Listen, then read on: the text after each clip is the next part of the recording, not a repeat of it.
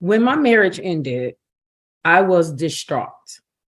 I sought counseling to help with the grieving process, and it was tumultuous. During the intake meeting of that initial counseling session, I described the nature of my relationship, and the therapist said it was an illusion. Wow, the reality, right? That I've been involved in a 20-year relationship, 12 years married, and it was barely real. Not only was it barely real, following the meeting, she sent along some resources, one of which was the power and control wheel. Yikes. Here I am, a six-figure earner with a master's in social work, where I am trained in cognitive behavioral therapy. And I was a counselor for survivors and perpetrators of domestic violence. And I had been given the power and control wheel. It was humbling, to say the least. We have been living a perfect lie. As I reflect, my ex-husband had never been at ease. Small aggressive behaviors over the years, from knocking food out of my hands for seemingly no reason at all, and definitely not due to a reaction to something I'd done to him. He did this in front of my friend. I now know and recognize that he only was attempting to embarrass me and assert himself as the one in power in front of my people. I recall him flipping over an entire table when a family game night did not result in him winning. In my mind at the time, though, these incidents that were more verbose were far and few in between, so I categorized it as no big deal. We all get mad sometimes. Not too long ago, the cycle continued. When his anger grew, he throws insults, one after another. But this time it was different. While the words stung, they didn't sting as hard as they used to. There was an awakening happening within me. I was seeing what had been going on and the true reality of my relationship. I was having the same feelings and reflections I had before around an annual blow up, is what I called it. But there was something different this time. I realized I'd grown to know what would come next. I could predict his next move and behavior, what he would say next, how long the silent treatment would last. And as predicted, when I challenged his logic with my truth, he decided that we shouldn't talk anymore tonight. And then, of course, I was met with the silent treatment. This time, the silent treatment lasted longer. After the first night, same night that we had the argument, I chose to greet him as I normally would. And this was a pattern in the relationship where he would get angry and I would attempt to fix it. And I would attempt to be the people pleaser. And I came to greet him with a kiss in the morning upon awakening, kind of brushing it under the rug, sweeping it under the rug, just trying to make up and ignore the issues that were there. However, I was met with a turn of the head for my lips only to meet his cheek. This is called emotional abuse, withdrawing affection. On day 3 of the silent treatment, I didn't try to give any affection. So for about 5 to 7 days, we only greeted each other with a cordial good morning and good night. And again, as predicted, when he was ready, he abruptly decided that it was time to talk. And just as it had happened twice before, at least, he said that divorce would be the only option and that we needed to focus on being the best co-parents we could be. Once again, I agreed. But this time I was way less emotional. I was already done the year before and was really just trying to give more grace and another second chance. But this time I was done for sure. I had finally decided that I had enough. The year prior, when I thought I was really done, I was so exhausted. I had already named my pain more than once, sharing with him that I felt like this was emotional abuse, but had also held on to hope that that time would be different. The last night of our argument, before we decided to officially split ways, time had stood still. and I heard a whisper from God. He can't go where I'm taking you. My therapist called that trauma. I called it what Sarah Jakes Roberts does, which was a word from God. Then a few days later, all at once, memories of subtle comments made to me well before that argument played in my mind like a highlight reel. And those memories demonstrated a high level of disrespect, jealousy, resentment, bitterness, all of which I was oblivious to or was blatantly attempting to ignore to keep the lie alive. Others in my family and friend circle would hint a little bit at things not being normal with us and or his treatment being questionable, all of which I ignored because I still hadn't completely accepted the reality of my situation. I was devastated to come to the conclusion that I am indeed a survivor of domestic violence. The silent treatment isn't the only way an emotional and verbal abuser attacks their victim. They are manipulative and many times very subtle. And I liken it to the research I've done on microaggressions, which are subtle forms of racism and subtle forms of other oppressive behavior from privileged groups. And typically they come in as compliments. For instance, you speak so well, you're so articulate. I've gotten that said a lot to me, but mostly from white people who tend to not share that same compliment with other people that look like them. So the underlying assumption is that you had some stereotypes about how I show up into spaces that maybe I'm not supposed to be articulate. Maybe I'm not supposed to speak well because I'm a Black woman. And so these same tactics are used with emotional and verbal abusers, and they are really subtle. My abuser said things like, "How does it feel to know nobody likes you?" But just really in a playful way. It wasn't in an angry tone, but those type of words, language, and statements and phrases over time can really erode at someone's self-esteem, their self-confidence, especially when it comes from someone you love. He also said things like, "I almost forgot you had a PhD." Okay.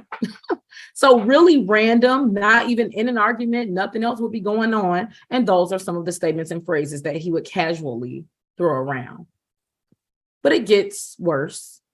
When pregnant with our second child, I unknowingly had gallstones.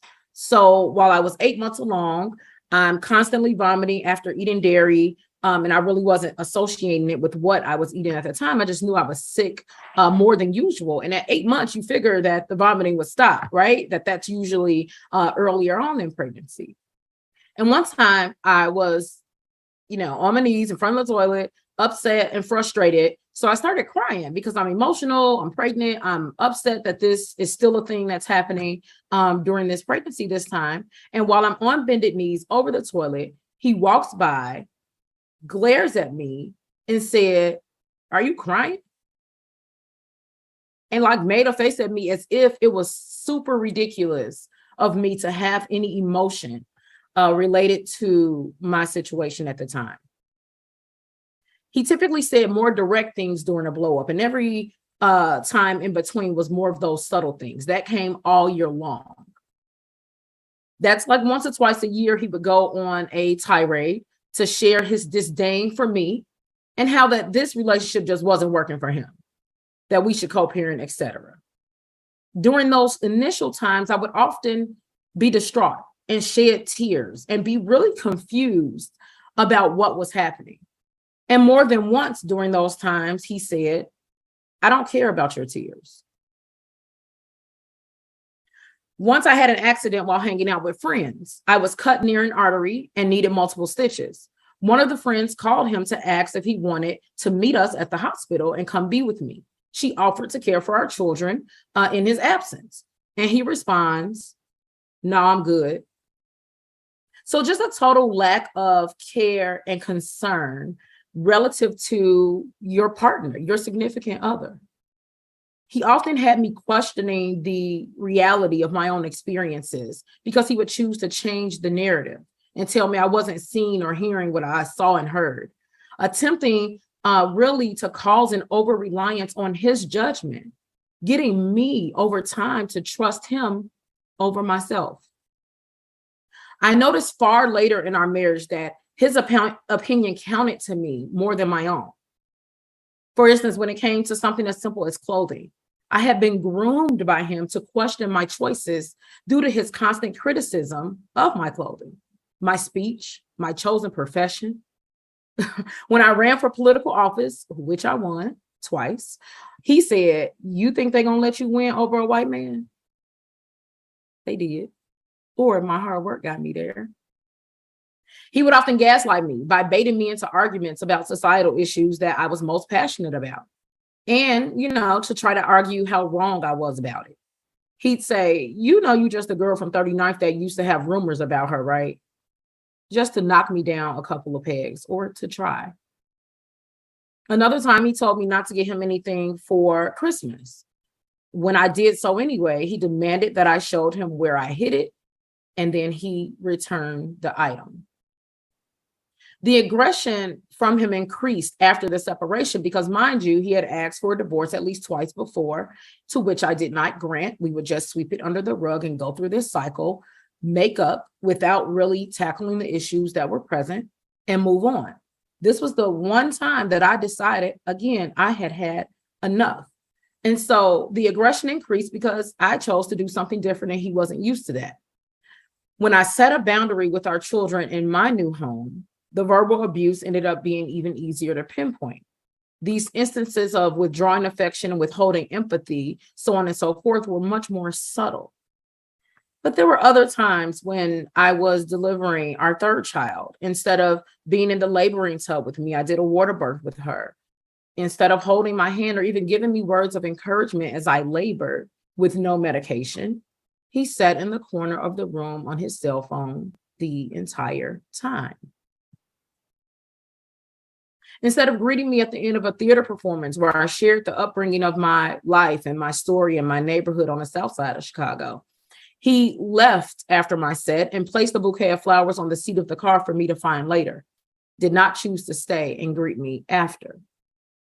When I was planning the celebration of my PhD completion, because I'm the first in my family in a lot of things, and that was important for me to celebrate, he became angry that I had planned the party, told me that I was selfish, and asked when I had ever thought of anyone else but myself.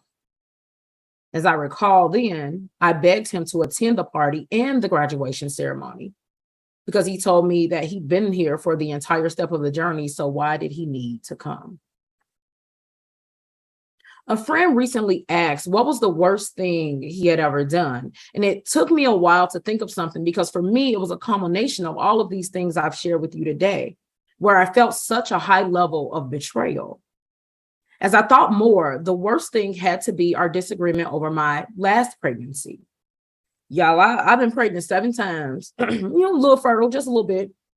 So I've been pregnant 7 times, 3 beautiful, talented, intelligent, and strong-willed living children, 2 miscarriages, 1 ectopic pregnancy, and 1 abortion. Now, it's important to note that before the last 2 pregnancies, which resulted in the ectopic and the abortion, my tubes were tied. So when the last pregnancy happened, it certainly was a surprise. And of course, as many women do, I felt torn, right? And had moved with plans without much thought of having the child. Even though deep down, I felt done with having kids and wanted to focus on raising the 3 that we had. I wanted to focus on my career, my consulting, my speaking, right? Having 2 pregnancies after getting your tubes tied, though, makes you think a little bit harder to consider actually having the baby. So I wanted to take my time to figure out what I really wanted to do and not make a rash decision. My abuser, however, was adamant about having an abortion. He lectured me, once again calling me selfish for even considering keeping the child. He gave me the silent treatment again and berated me, and I mean berated me about the decision if I chose to keep it. Of course, this enhanced my stress, especially when he threatened divorce again. Everything was always my fault. He projected his insecurities and reality onto me. He never physically hit me, but I experienced multiple incidents of trauma and was diagnosed with anxiety and PTSD as a direct result of my relationship. Would you have thought that about me after reading my bio or just by looking at my headshot? Maybe not. But the fact of the matter is that domestic violence is broad and touches many people, regardless of socioeconomic status or educational attainment. When we think of people involved in intimate partner violence, we often think of women who come from lower socioeconomic status. And we also tend to think of folks we don't know, right? That these issues are not close to home. When in fact, statistics show that 1 in 4 women and 1 in 9 men experience severe intimate partner physical violence, interpartner contact, sexual violence, stalking, so on and so forth. For emotional abuse specifically, prevalence rates were high as well, averaging around 80%. 40% of women and 32% of men reported expressive regression. 41% of women and 43% of men reported coercive control in their relationships. I married young.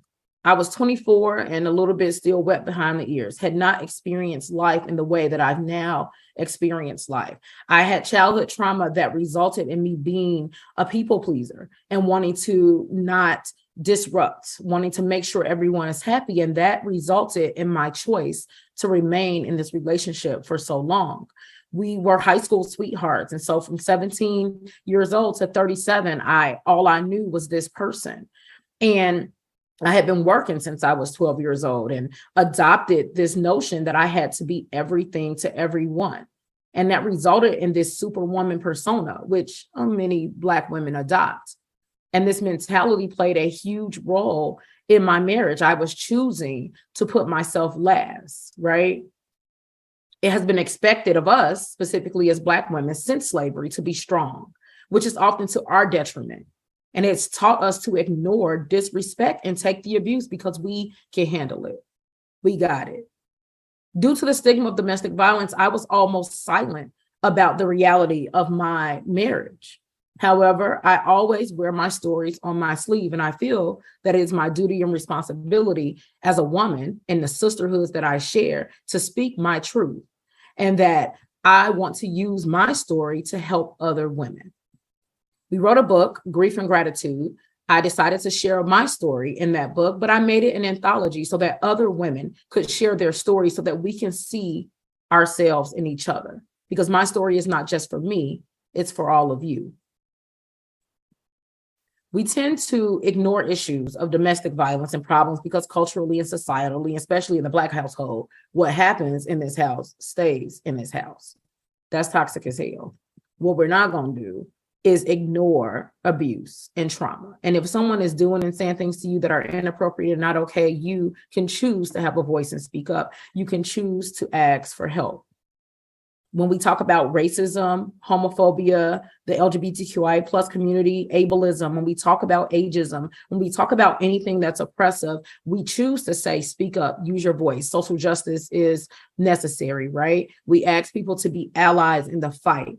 And I'm asking today for you to be an ally for yourself, to remember that you are enough, that you don't have to settle for less. And oftentimes women, especially Black women, we've earned what we've earned. We've worked hard for what we have, and we still remain humble in so many ways. Humble and settling are not the same. So I decided to choose Tanisha for the first time in 20 years. Choosing me also meant that I was saving not only myself, but I was saving my children, that I'm breaking generational curses in a different kind of way. And I'm going to say to you today that I will start over as many times as I need to start over in order to make sure that I have the life that I want and the life that God has ordained for me. And so as you look at your life and as you step into your truths, remember that you've always been enough. Remember that grace being given should be deserved, right? The people that earn grace are the people that deserve the grace. And that you get to choose to say no. You get to choose to walk away from things that are not serving you. That you get to choose to take care of you and not pour from an empty cup. My life has only increased in blessings since I chose to listen to the word of God and step back into his domain and space for who he's called me to be in life. I'm so happy I got to share my story with you today. Feel free to learn more about me, reach out to me on social media and any other platforms. You are enough. God bless. Yeah, drop those hearts. A legend is in the building. Dr. King. Baby, do you see the comments? Maybe I saw a few of them. You gonna have to read and digest this, ma'am. You affirmed all of us, all of the things we experienced, but we have been, gaslighted for years and years and years around. The way you broke it down with so much authority. Thank you so much for being here with us, sis. I already know it's going to be a lot of questions around this because I, for one, have never, ever, ever experienced somebody break down my experience before the hit. Because I left the first time he hit me, but I put up with a whole lot of other stuff for a whole decade before I even knew it was time to run. Mhm. I never saw myself the way I've seen myself and what you explained. I didn't know I was as much of a victim as I was. So from me first, Survivor. thank you. So come, thank you, sis. You different. You a legend. Okay, I'm gonna get to these questions, Dr. King, so they get to ask all the things in the next 8 minutes. So first one, Dr. King, is coming from Raven Walker, our Blaze production Mhm. assistant in the booth with us today. She asks, "How do you handle co-parenting with your abuser?" Woo, that's good, Let me breathe first and sip another swag of water. girl. As I still navigate and learn, I have three children, 15, 13, and 11. And I had to come to the conclusion that parallel parenting was going to be best for us because the gaslighting, the toxicity would not cease. And I had to choose to limit access to my children in a very particular way because if you have those characteristics, you're still choosing to attempt to abuse emotionally and verbally my children as well. Right? You no longer have me as the proverbial punching bag. And so now you use them as an excuse to either get to me or to harm them. And so I've chosen very limited contact co parenting. I communicate via text and email, period. Because once I get on the phone with this person, it's a whole different story. It's more gaslighting, it's deflection, it's projecting. It's like I'm not doing that no more because I'm already free. I've already chosen me. So you still don't get my time and energy just because we got some kids. Can I get an amen? So I Yeah. still choose me. They still get to see their father because I believe that having contact with their father is important. As a person that did not grow up with her dad, did not ever meet her father, it's very critical to me that they have that relationship. And they are all in counseling right now because they deserve to unpack and understand the trauma that they experienced, right, before they become adults and also carry on the curses of their parents, right? So I do the work. I limit the contact with him as best I can, and I'm protecting them through conversations and honesty with them as well as their counseling. So good. Thank you so much, Dr. King. I hope you see all the hearts floating in the wilds because that was deep. The next question is coming from Chrissy King, and she asks, "What are the key traits evident in narcissistic men? Do these traits differentiate based on age?" Child. So I don't think so in terms of the age. I went into a rabbit hole, y'all, right? So after you actually get a name of what you're experiencing and actually like and actually accept what you're going through, you go into a rabbit hole. And I'm a researcher already, right? So I'm digging deep, I'm Googling, I'm reading books, and I didn't notice any difference in age, but the characteristics are very much the same, right? So it's rooted in childhood trauma and it's rooted in fight mode, right? You have fight, flight, fawn, freeze, people please, right? So it's all in the same square of trauma.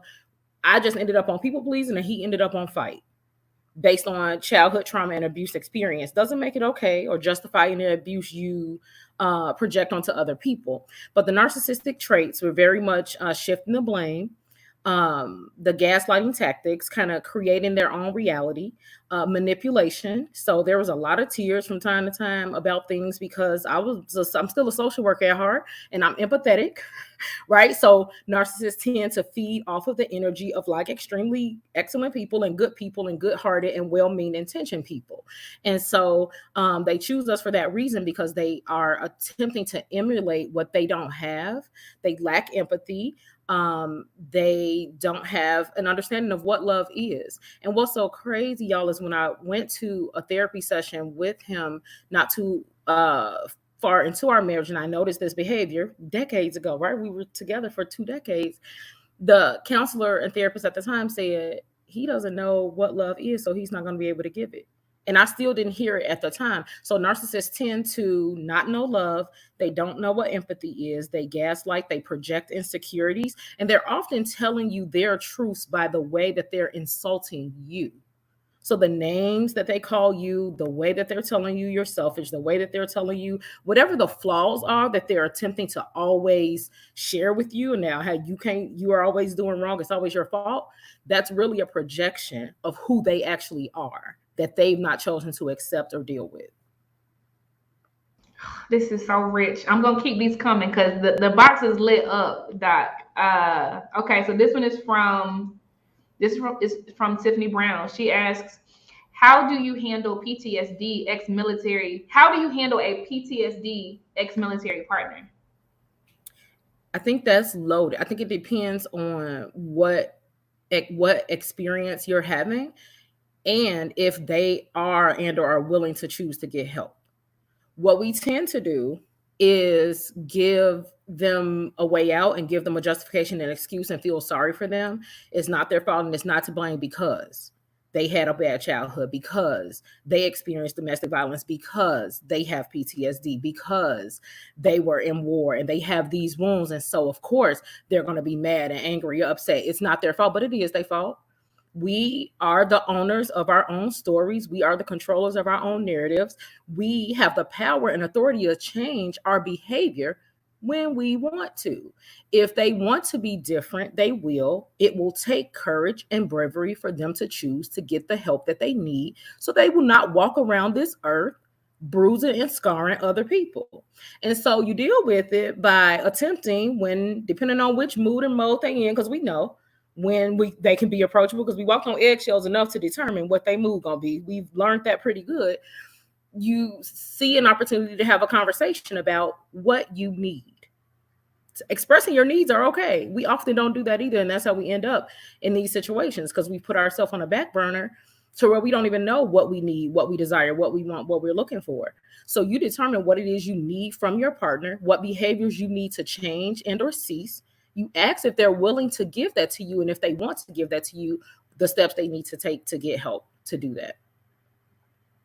Ashay, you are a legend. My goodness. I'm gonna throw this question up here just to diversify this a bit as we run out of time. So Nicole Player asks a good question. She says, how do you communicate with your kids about your divorce and what you experienced? Whew, child. Okay, so this has been an ongoing tug of war for me, because while I want to be honest with them to the best of my ability, I still want to protect their innocence, and I don't want to badmouth their father. Like, we know about people that just badmouth the other parent, even if it's not a real justification, just because they mad. I have very valid reasons, and my truth is the truth. I'm not lying to them if I would have to tell them the whole story. But I think I chose to do it bit by bit, piece by piece. And some of it was surfaced because they already know, because they experienced it, they seen it, right? They seen it before I saw it because they smart. And so I'm honest with them to a degree. I'm careful about the words that I choose. I'm careful about the blame that I say, right? Because we both were to blame, what I accepted, what I didn't, right? Period. When I chose to walk away. And I allow them to express their feelings and thoughts to me as they want. And I have them in counseling so that they can do the same. I work really closely with their counselors. My son has a different counselor than my girls.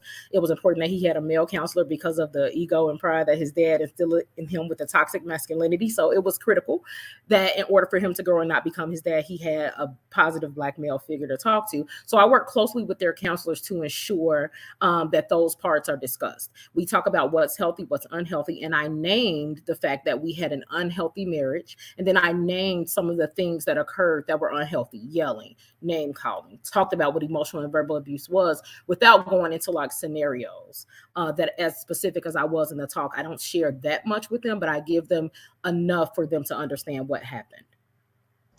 So good.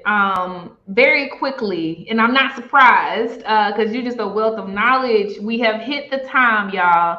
Please do tell them, Dr. King, how they can stay connected to you and continue to learn from you, walk with you, support you. What would you share? So Instagram is going to be the best way. I already saw a few folks follow, and I've already actually chatted with y'all a little bit in the message. I was like, "Hey, girl, hey." So you can find me on Instagram at Dr. King Speaks. Feel free to give me a follow. Send me a DM with any of the questions that came in today that you didn't get an answer to. Feel free to do that, and then talk about getting a consultation potentially. Beautiful. Thank you so much. Listen, you already know the first time I had a one-on-one with you, you had me crying over here. So I'm gonna stay tight, close to you. I appreciate for everything you poured today. Thank you so much, Dr. King. Thank you. Thank y'all. Have a good one. Bye, sis. All right, y'all. So it's the DJ set right now and appropriately timed. Okay, because we're gonna lift our spirits a bit. We're gonna process a bit. We're gonna process a little later with them. Okay. But DJ said CJTO is about to spin on the ones and twos. Right after that, we're going to have a panel discussion called Quiet Quitting in Black Women. So keep it locked. Okay. I'll see y'all on the other side. Peace.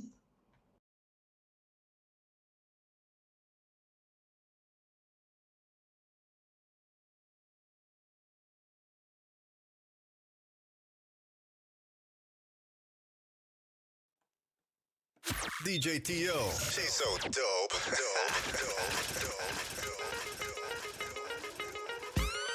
Come on. Come on. Yeah. Come on. Yeah. It's day 2.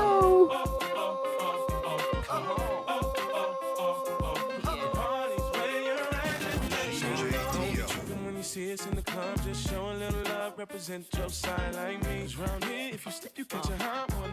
One shot, then a couple of them down one. Belvedere in the rear of the club, pulled up on dubs, and we about to go and buy the bar up. So for sure we ain't playing, hang with no lames, walk insane. Hey, where the party at? Girls is on the way with a Bacardi at. Yes, we do. Models and models talking all of that. You know I can't forget about my love. Where the party at? And all my girls.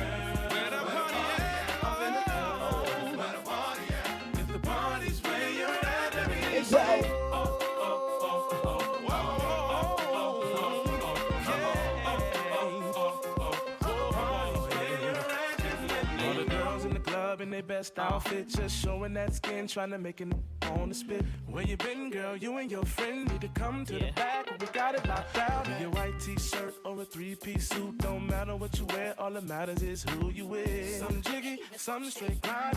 All up in the club just to have a good time. Hey, where the party at? Girls is on the way with a Bacardi at. Models and models talking all of that. No, I can't forget about my love. Where the party at?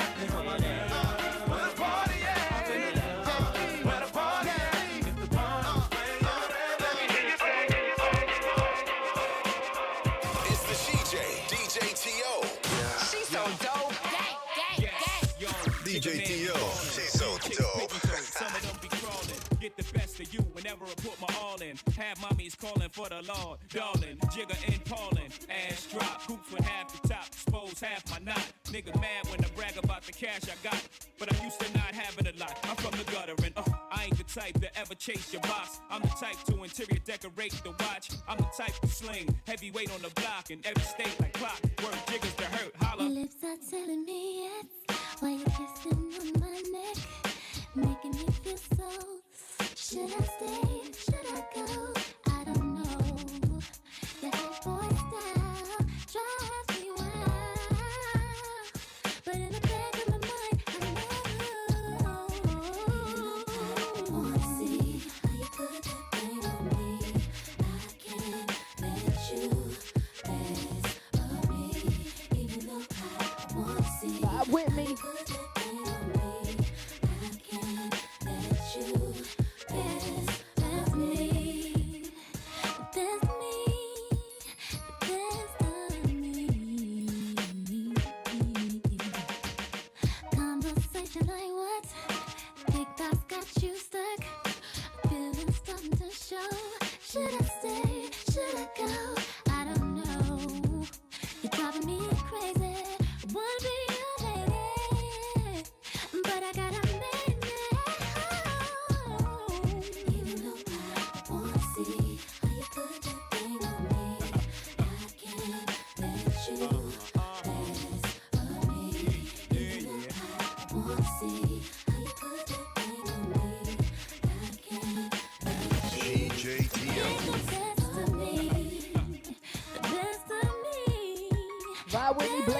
Virtual Summit, hashtag Blaze Virtual Summit on all 5, social 4, 3, media. 2, 1.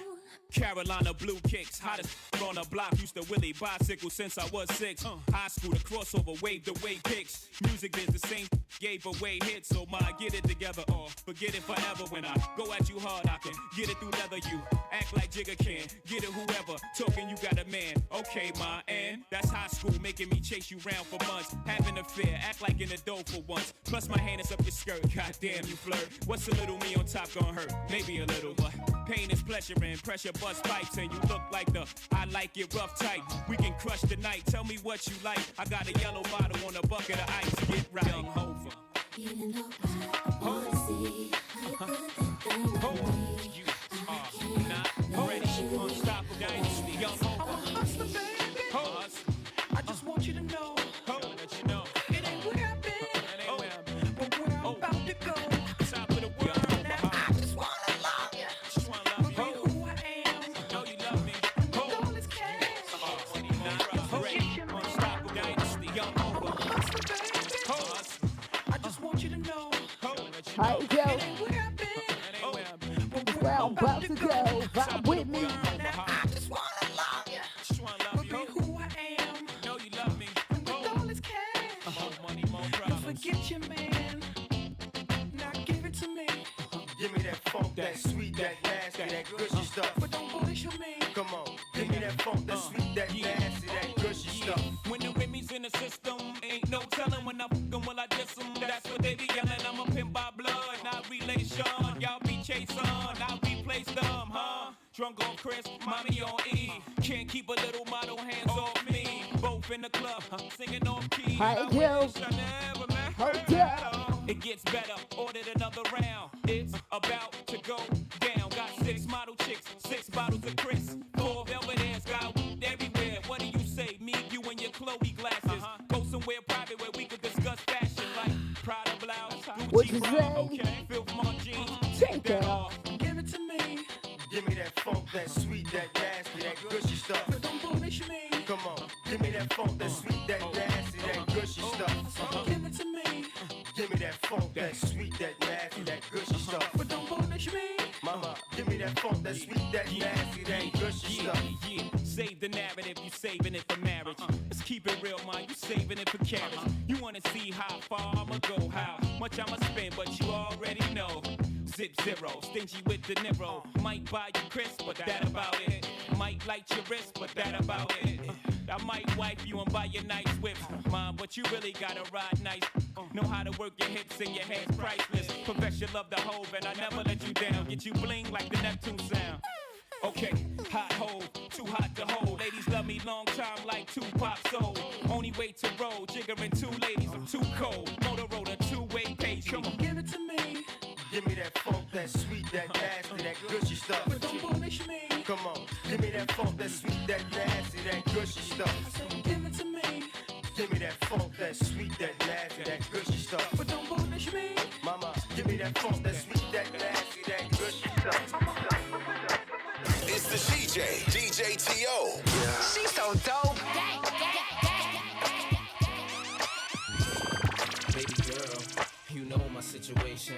And sometimes I know you get impatient, but you don't put on a show to get ovations. Take it to court and go do litigations. And I respect your gangster. Treat you like a princess and put some on your neck to thank you. She's my pinch hitter. When the starting lineup ain't playing right, I come off the bench with her. It might sound like I'm gassing ya, but it takes time to get from the backseat to the passenger. We've been creeping and sneaking just to keep it from leaking. We so deep in our freaking and we don't sleep on the weekend. Wifey's a little bit uptight. Wonder why I keep coming home in the middle of the night. It'll be alright. If y'all bump heads, it'll be a fight. But I said it'll be alright. Come on. I really wanna be with you. Wanna be real with you. I can't leave you alone. And I know I'm living wrong, but I can't let you go. You're the one I want in my life. Already got a wife. Can't leave you alone. And I know I'm living wrong. Vibe with me. Take it back. Whoa. We never step out of line or get out of pocket, so I made sure canary sit out your locket to protect you. I get out and cock it, and you know the barrel of my big enough to spit out a rocket. Oh, You gon' play dumb if cops do come through. I gotta keep the top up if my drop do come through. But I know the boutiques and shops you run through. So I cop her one and cop you one too. You always get a daily page, weekly ring. Plus you ain't too shy to do them freaky things. I ain't gotta put a band on your finger. I worry about you telling the whole world I'm your man while I'm Springer. At first you was something I denied, something I would slide, just to do something in the ride. But shorty, it's something you provide. Cause the entree ain't as good without something on the side, you know. I really wanna be with you. Wanna be real with you. I can't leave you alone. And I know I'm living wrong, but I can't let you go. You're the one I want in my life. Already got a wife. Can't leave you alone. And I know I'm living wrong, but I can't let you go. What's poppin'? Happy Tuesday. I go by the name of DJ T.O. The illest CJ. Hashtag she's so dope. Listen, you got a request, talk to me. You see the hashtag Blaze Virtual Summit. Tap in with me, and of course at CJ T.O. Children growing, women producing, men go work inside the state. Everyone's got to make it. South. We off the block this year. Went from a low to a lot this year. Everybody mad at the rocks that I wear. I know where I'm going and I know where I'm from. You hear locks in the air. Yeah, we at the airport out. D block from the block where everybody Air Forced out. With a new white tee, you fresh. Nothing phony with us. Make the money, get the mansion, bring the homies with us. By the rocks that I got, I'm still Jenny from the block. Used to have a little, now I have a lot. No matter where I go, I know where I came from. Don't be fooled by the rocks that I got. I'm still Jenny from the block. Used to have a little, now I have a lot. No matter where I go, I know where I came from. From In Living Color to movie scripts to all the six to J-Lo to this headline clips. I stay grounded as the amounts roll in. I'm real, I thought I told ya. I'm real even on no bruh. That's just me. Nothing phony, don't hate on me. What you get is what you see. Don't be fooled by the rocks that I got. I'm still Jenny from the block. Used to have a little, now I have a lot. No matter where I go, I know where I came from. Don't be fooled by the rocks that I got. I'm still Jenny from the block. Used to have a little, now I have a lot. No matter where I go, I know where I came from. I'm down to earth like this, rocking this business. I've grown up so much, I'm in control and loving it. Rumors got me laughing, kid. I love my life and my public. Put God first and can't forget to stay real. To me, it's like breathing. Don't be fooled by the rocks that I got. I'm still Jenny from the block. Used to have a little, now I have a lot. No matter where I go, I know where I came from. Don't be fooled by the rocks that I got. I'm still Vibe with me. Used to have a little, now I have a lot. No matter where I go, I know where I came from. We gonna turn up today. It is Tuesday. We gonna throw it back and turn up at the same time, man. These just dope vibes only. You got a request at CJTO, and of course, use that hashtag Blaze Virtual Summit. Even if you don't got a request, let us know you rocking with us. Wait a minute. I don't think y'all ready for this one. Wait a minute. Yeah. Wait a minute. I don't think y'all ready for this one. Wait a minute. Hold up. Oh, wait a minute. Wait a minute. Hey. Remember this one? Girl, wait a minute. Oh, wait a minute. Wait a minute. Hey. Wait a minute. Working all day, and now it's on. Pull up and don't pay, and the line is long. Girls in the club, they wanna ice, grilling his thugs. I wanna thumb. Is it 'cause I'm a shine? Major ice. I'm talking about blind ya, Vegas lights. Never on the scene without my team. Cali, sticky green. It's on and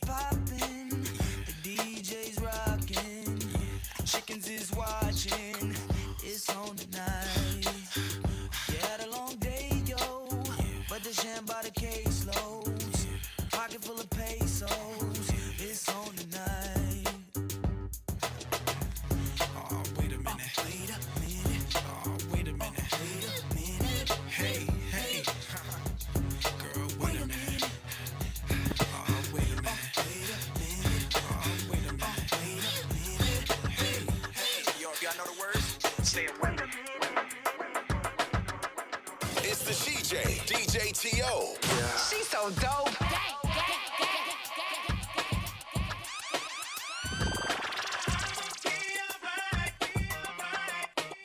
I swear, I'ma vibe with me. DJ T.O.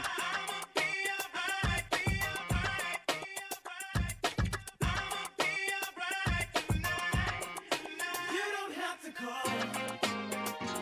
It's okay, girl. 'Cause I'ma be alright tonight.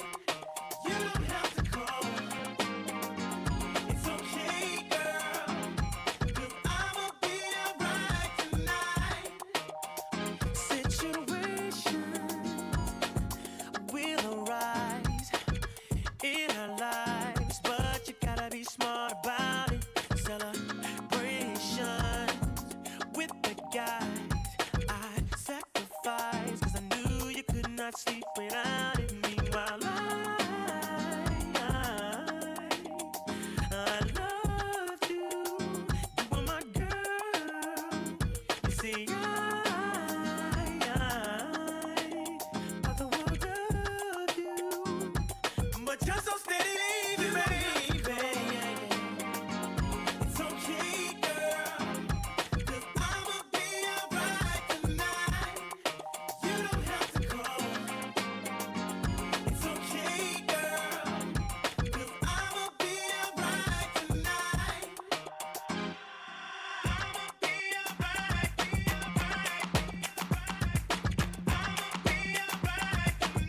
Vibe with me.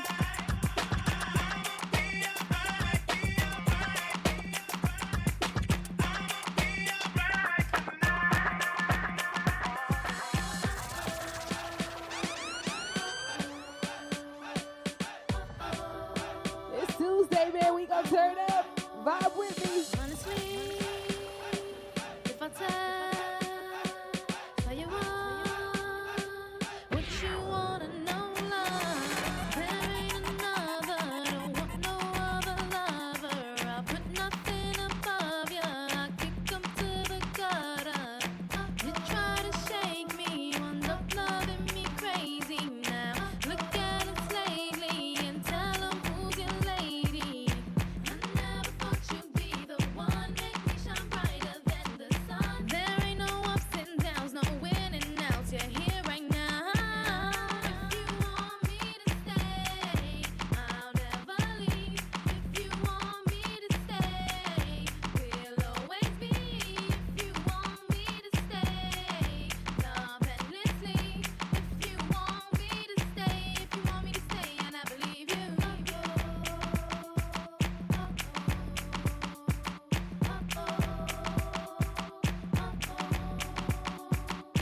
Now you're loving that. We're happy, it's a fact. Can nothing hold us back? We got this in the bag. There ain't no maybes, no question. Love you daily now.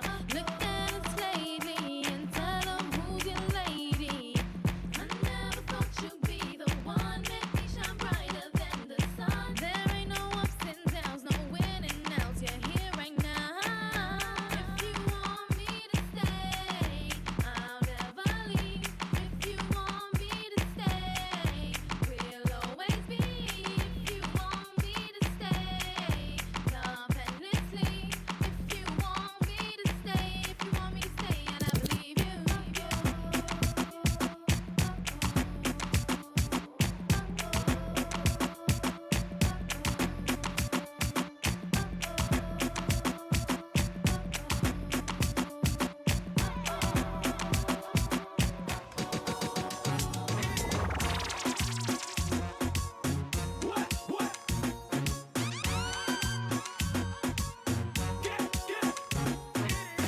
GJTO.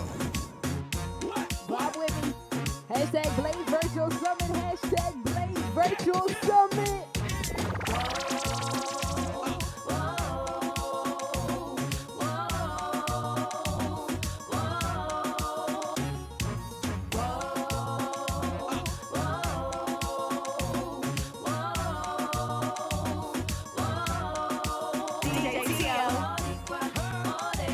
Dominicano, colombiano, boricua.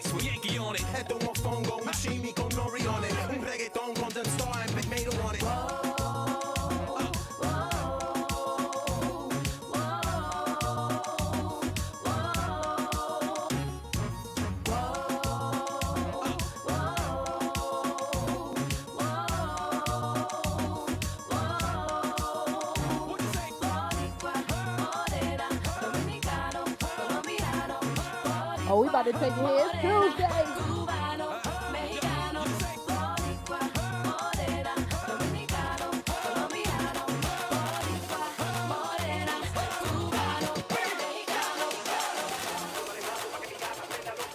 DJ T.O. She's so dope.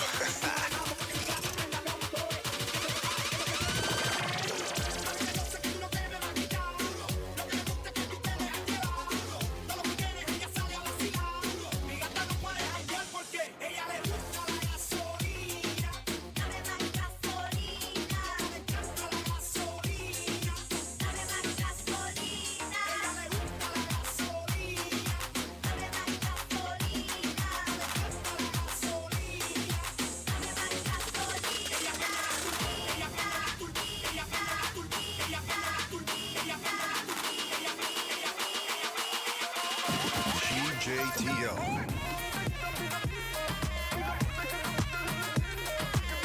Rob with me. I'm just having fun right now. Happy Tuesday. Hashtag Blaze Virtual Summit.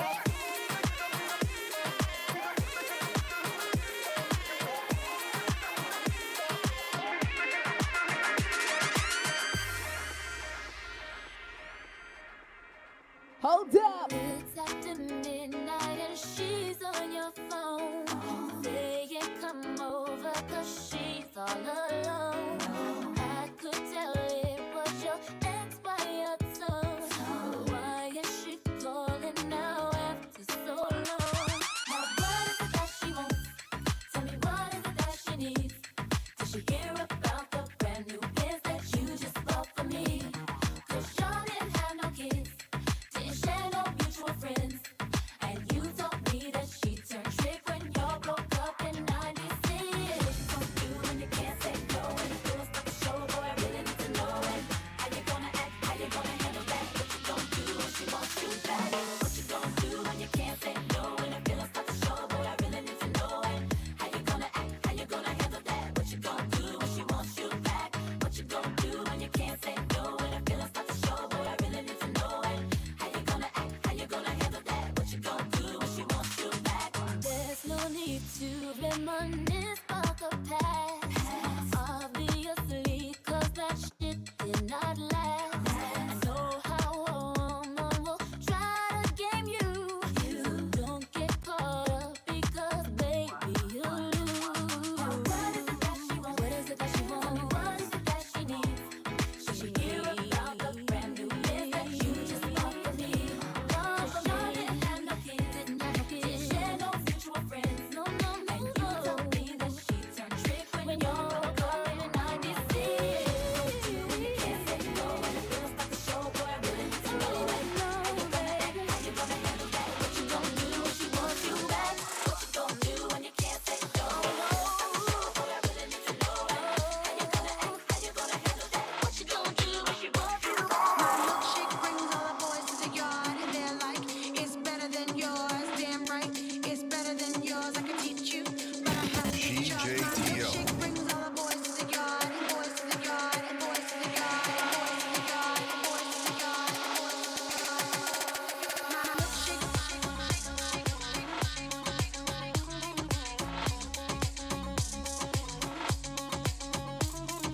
milkshake.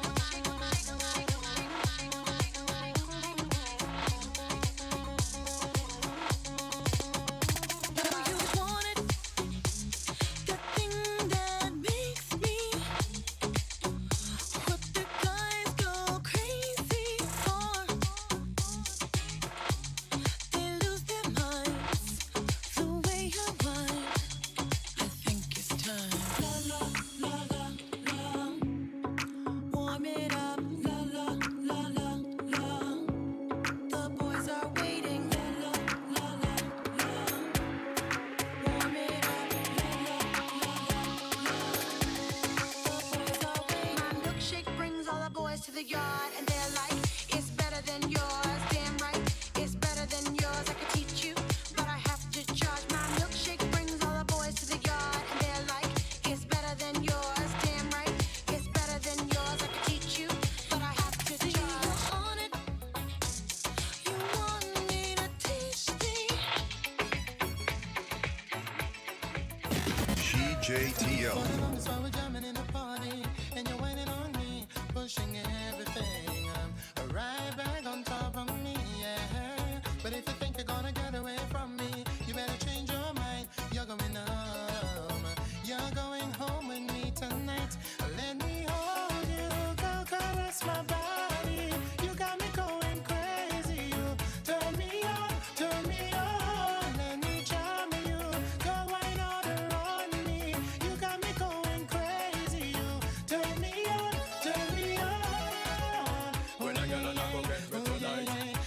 say bad man not go fight. Me don't feel that we popcorn and Sprite. Walk on play me like I. One another ground a bumper cock sky, whining hard on me, got my python hollering for mercy, yeah. Then I whisper in the race, wine harder, and then she said to me, boy, just push that thing, push it harder back on me.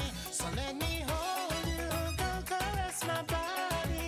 You got me going crazy, you turn me up, turn me up. Baby, let me love you, put your arms around me. You got me going crazy.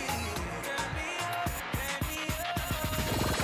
From the moment you was dancing in the party, pushing out on me, giving everything, you're giving everything tonight. And if you thought you could get away from me and get away from me, girl, just take your time. You're coming on with me tonight.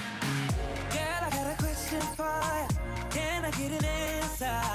Yeah, yeah, yeah, yeah, yeah, yeah, yeah. Girl, I got a question for you. Can I get an answer? Yeah, yeah, yeah, yeah, yeah, yeah. She only love me 'cause I'm dangerous. That boom boom sound like angel dust. Girl, let me hold ya, put me ting all around ya, make me feel like I own ya, kill it boom like a warrior, hit the boom like. Girl, I got a question for ya, can I get an answer? Yeah, yeah, yeah, yeah, yeah, yeah, yeah. Girl, I got a question for ya, can I get an answer?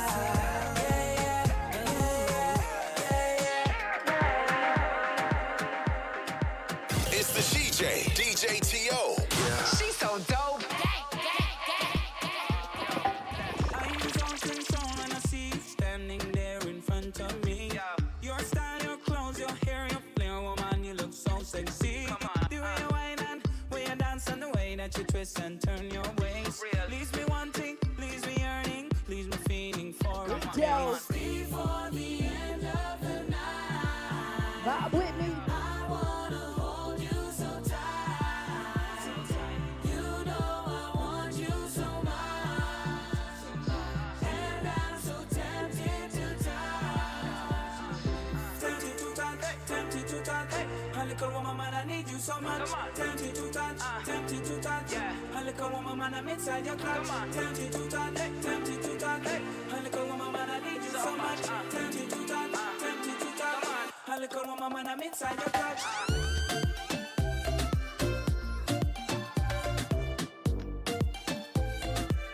A little woman, man, I'm inside your clutch.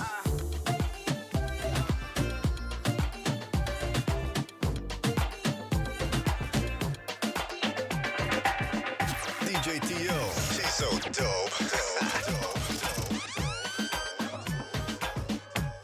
I'm the type of girl that look you dead in the eye.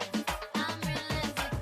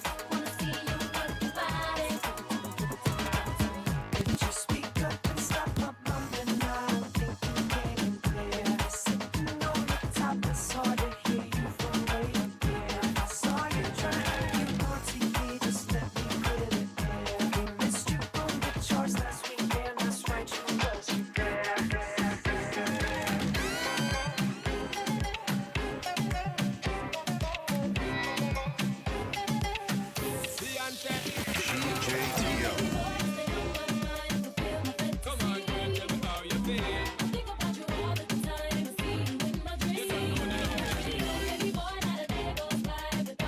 Come on, girl, tell me what's the deal.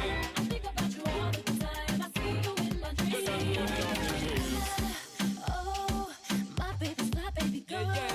Yes, no, hurt me so good, baby. Oh, I'm so wrapped up in your love. Let me go. Let me breathe. Stay on my fantasy. Baby boy, stay on my mind. Fulfill my fantasy. Come on, girl, tell me how you feel. I think about you all the time. I see you in my dreams. Baby boy, not a day goes by. Come on, girl, tell me how you feel.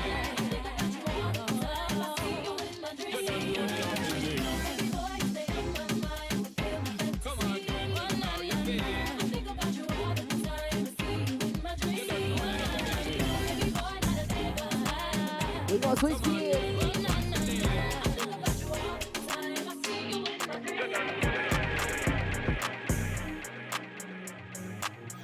You're now in the mix with DJ T.O. Just saying, came in with an FN. Two girls with him told me he ain't got a preference. Had them both down and I asked a few questions. Met last week and they already best friends, already best friends. Met last week and they already best friends. Met last week and they already best friends.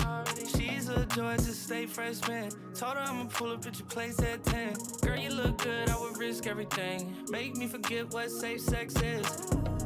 I'ma finish right now if I don't take breaths in. I recommend you don't listen to your friends. It ain't been the same since they stepped in. 25 deep in the same section. I'm on fire, you off hand. Tell me this ain't something that you do often. I can't say the same, so use caution. Just saying, came in with an FN. Two girls with him told me he ain't got a preference. Said I'm on down and I asked a few questions. Met last week and they already best friends. Already best friends. Met last week and they already best friends. Met last week and they already best friends. Two at a time laying in my bed. One at the top and the other giving. Girl on girl, I love the taste. You can run around, I love the chase. If you need a break cause you thirsty, don't trip cause I know you're burning up. She say she love me but she want her 11-11. Baby, make a vision. I'ma do what you want. Ain't no more intermission. I'm tryna see what you want. Just saying, came in with an FN. Two girls with him told me he ain't got a preference. Said I'm both down and I asked a few questions. Met last week and they already best friends. Already best friends. Met last week and they already best friends. Met last week and they already best friends. Use the hashtag Blaze Virtual Summit. Shout out to the Blaze Group LLC for putting together a dope conference and summit for women. Talk big t-shirt, Billy. Watch on my wrist, but I want that diamond. Talk crazy when I pull up in sight. Mile high, run that back, some stylish. Talk big t-shirt, Billy. Watch on my wrist, but I want that diamond. Talk crazy when I pull up in sight. Mile high, go first class, I'm the pipe. Put it in perspective. I got everything I wanted and some extra. I am not the type of turning into a detective. Got two on my own phone, barely even checked them. Uber eats the food I don't call, I just text them. Cashed out on bail, my little got a bestie. This is out my Lexus, no backseat, so no besties. I checked it, no guesses, so don't text. Hey, 2 pistols, 30s in the clip, these are Kimbos. Open hand, smack him in his mid, I'm Kimbo. You be throwing cash on the strip, my little sucking for the free. I got a but a they got me. I know she trip when I dip, so I agree. They pillow talking about me like I'm sick, but she ain't know this shit. 3 rings in my teeth, I'm stylish. Talk big t-shirt, Billie Eilish. Pride right from the back on the island. Already talking crazy, my mind and now it's silent. Run that back, I'm stylish. Talk big t-shirt, Billie Eilish. Watch on my wrist, but I want that diamond. Talk crazy when I pull up in sight. Mile high, run that back, I'm stylish. Talk big t-shirt, Billie Eilish. Watch on my wrist, but I want that diamond. Talk crazy when I pull up in sight. Mile high, go first class, I'm the pipe.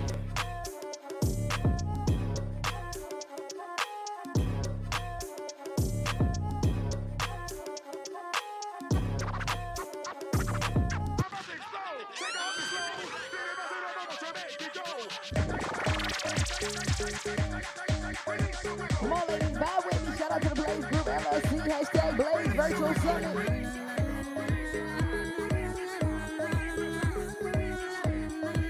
I guarantee you won't. You won't break my soul. You won't break my soul. You won't break my soul. You won't break my soul. I'm telling everybody, everybody, everybody, everybody. Now I just fell in love. And I just quit my job. I'm gonna find no drive. Damn, they work me so damn hard. Work by 9, then off past 5. And they work my nerves, that's why I cannot sleep at night. Motivation. I'm looking for a new foundation, yeah. And I'm on that new vibration. I'm building my own foundation, yeah. Hold up, oh baby, baby, you won't break my soul. You won't break my soul. You won't break my soul. You won't break my soul. I tell everybody, nah, nah, everybody, everybody, everybody. Release your anger, release your mind, release your job, release the time, release your trade, release the stress, release the love, forget the rest. I'ma let down my hair, 'cause I lost my mind. B is back and I'm sleeping real good at night. The queens in the front and the doms in the back. Ain't taking no flicks, but the whole click snap. There's a whole lot of people in the house trying to smoke with the yak in your mouth. And we back outside. You said you outside, but you ain't that outside. Worldwide hoodie with the mask outside. In case you forgot how we act outside. Motivation. I done found me a new foundation, yeah. Checking my new salvation. And I'ma build my own foundation, yeah. Now, baby, baby, you won't break my soul. You won't break my soul. You won't break my soul. You won't break my soul. And I'm telling everybody, everybody, everybody, yeah. You don't see it, you won't see it, that we all know. Break my soul. You don't think it, you won't be it, that love ain't yours. Break my soul. Trying to fake it never makes it, that we all know. Break my soul. Have the stress and I'll take less, I'll justify love. DJ T.O. She's so dope. All of this winning, I've been losing my mind. Oh, hold on, don't try to slow me down. Hold on, don't try to slow me down, slow me down. And now to make a fool for it. You gon' need an address when I lose the boy. Ratchet, you a tool, the boy. Mama say I'm tripping, daddy say I'm tripping. Mouth talking dirty, but my lips so clean. I'm a body like a bumper car sticker. Better make it smile when you see that bitch pull up. Money don't make me happy, and a fella can't make me fancy. You smiling for a whole nother reason. It's all smiles through all 4 seasons. Shining, shining, shining, yeah. All of this winning, I've been losing my mind. Oh, hold on, don't try to slow me down. Hold on, don't try to slow me down, yeah. I dropped the top out the coupe. They try to get at me, ooh. They say I'm sweet just like you. Yeah. Say yeah. Said everything young, yeah. Petty, I've been winning steady. Yes, all up on your grill, the boy. Popping off at the mouth talk, yeah, boy. Came out 97, winning 20 years, boy. All is good, I don't feel bad for it. Yeah, when you see me smile, you can't be mad at it. Yeah, money don't make me happy, and a fella can't make me fancy. We smiling for a whole other reason. It's all smiles through all 4 seasons. Shining, yeah. All of this winning, I've been losing my mind. Oh, hold on, don't try to slow me down. Hold on, don't try to slow me down, slow me down. All of this winning. Shout out to my ladies out there winning.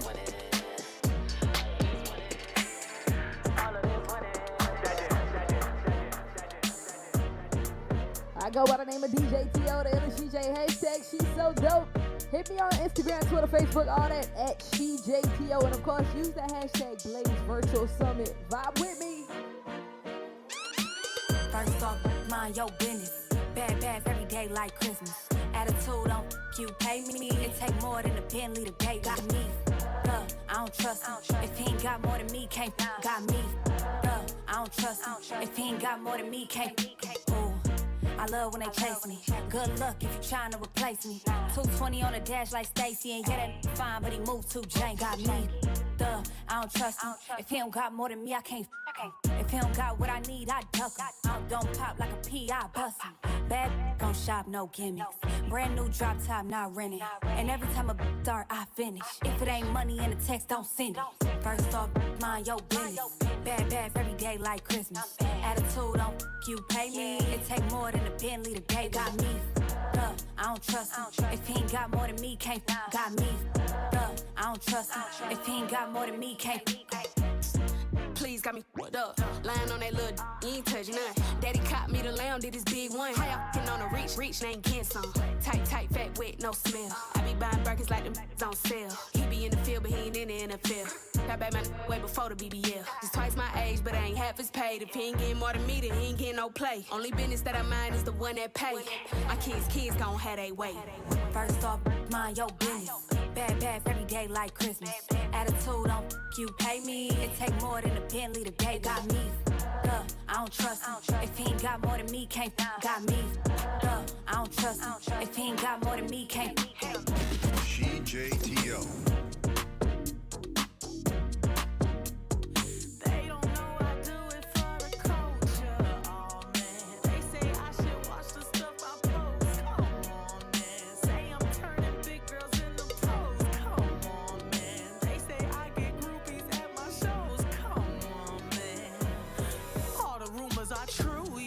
What you heard, that's true, yeah. Him and you, yeah. If you believe I do that, had to cut them all loose, yeah. NDA no loose lips. Now they all tryna sue me. Psh, I don't give two lips. All the rumors are true, yeah. I've been in the bamboo, yeah. Focused on this music. My ex man, he blew it. Last year I thought I would lose it. Reading on the internet, my smoothie cleanser might die. No, I ain't smashed Drake yet. Spending all your time trying to break a woman down. Real things are going on, baby. Take a look around. If you thought that I was ratchet with my hanging out, just wait until the summer when they let me out the house. Yeah.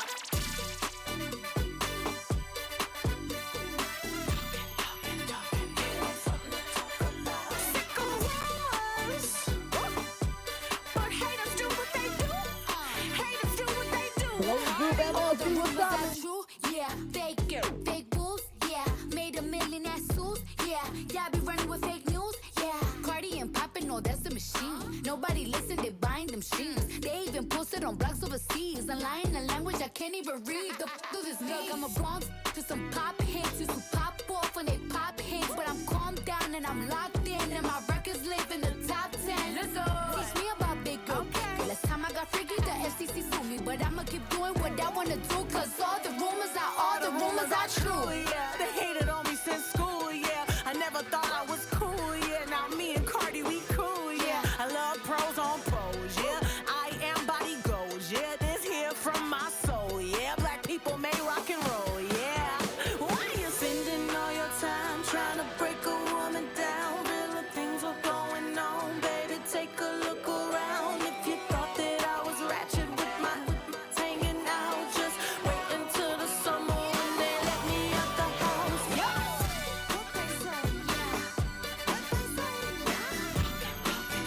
Give them something to talk about. Sick of wars, but haters do what they do. It's a vibe. Happy Tuesday.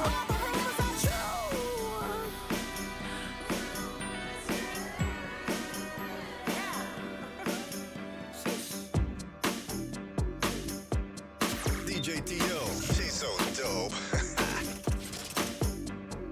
Baby, something's on my mind, I gotta say it. Yeah, your loving done changed. It ain't the same, girl, and that's a shame.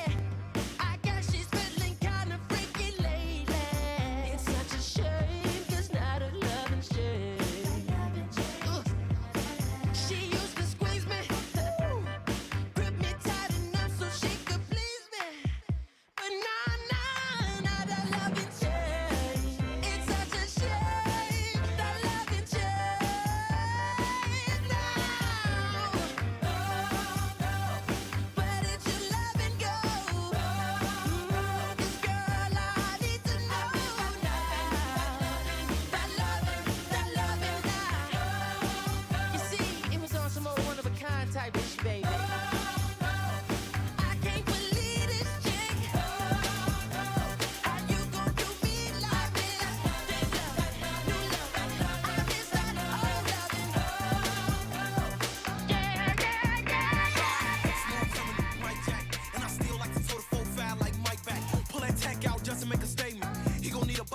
Or not that. He'll fold under pressure. I can tell from his posture, man, he ain't really like that.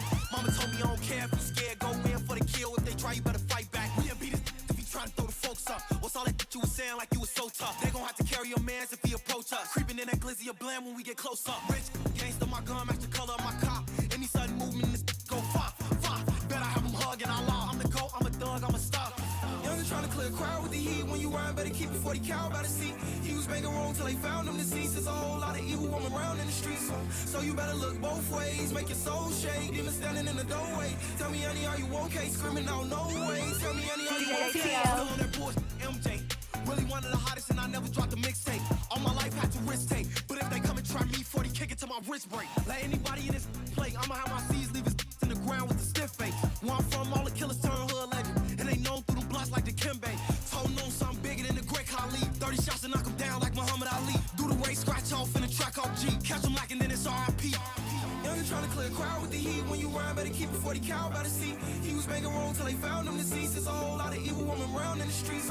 So you better look both ways. Make your soul shake. Demon standing in the doorway. Tell me, honey, are you okay? Screaming out, no way. Tell me, honey, are you okay?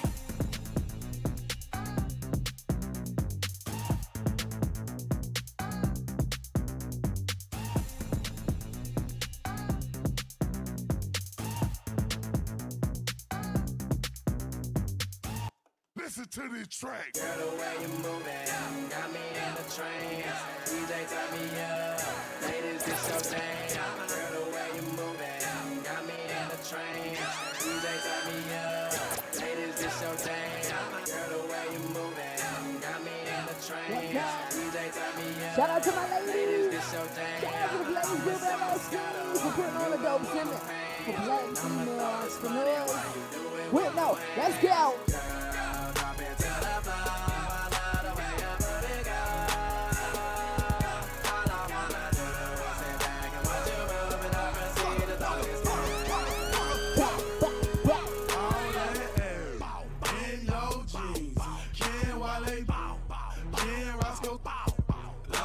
She don't care when she walks, she gets this brown skin or a yellow bone. DJ, this my favorite song, so I'ma make it thunderstorm. Blood, want it, block her hell. Flow it, I don't care. Jessens flying everywhere. Have my partner Roscoe like, bro, gon' drink it, hell. Can't you tell? Lose 70 bands that fit this stat so fucking well. I'm tryna hit the hotel with two girls, that's Wallow. Take this dick when I swallow. Hey, Moscato got a freaky. Hey, you got me in the trends. Please take off your pants. Pop up on the handstand. You got me sweating. Please pass me a fan.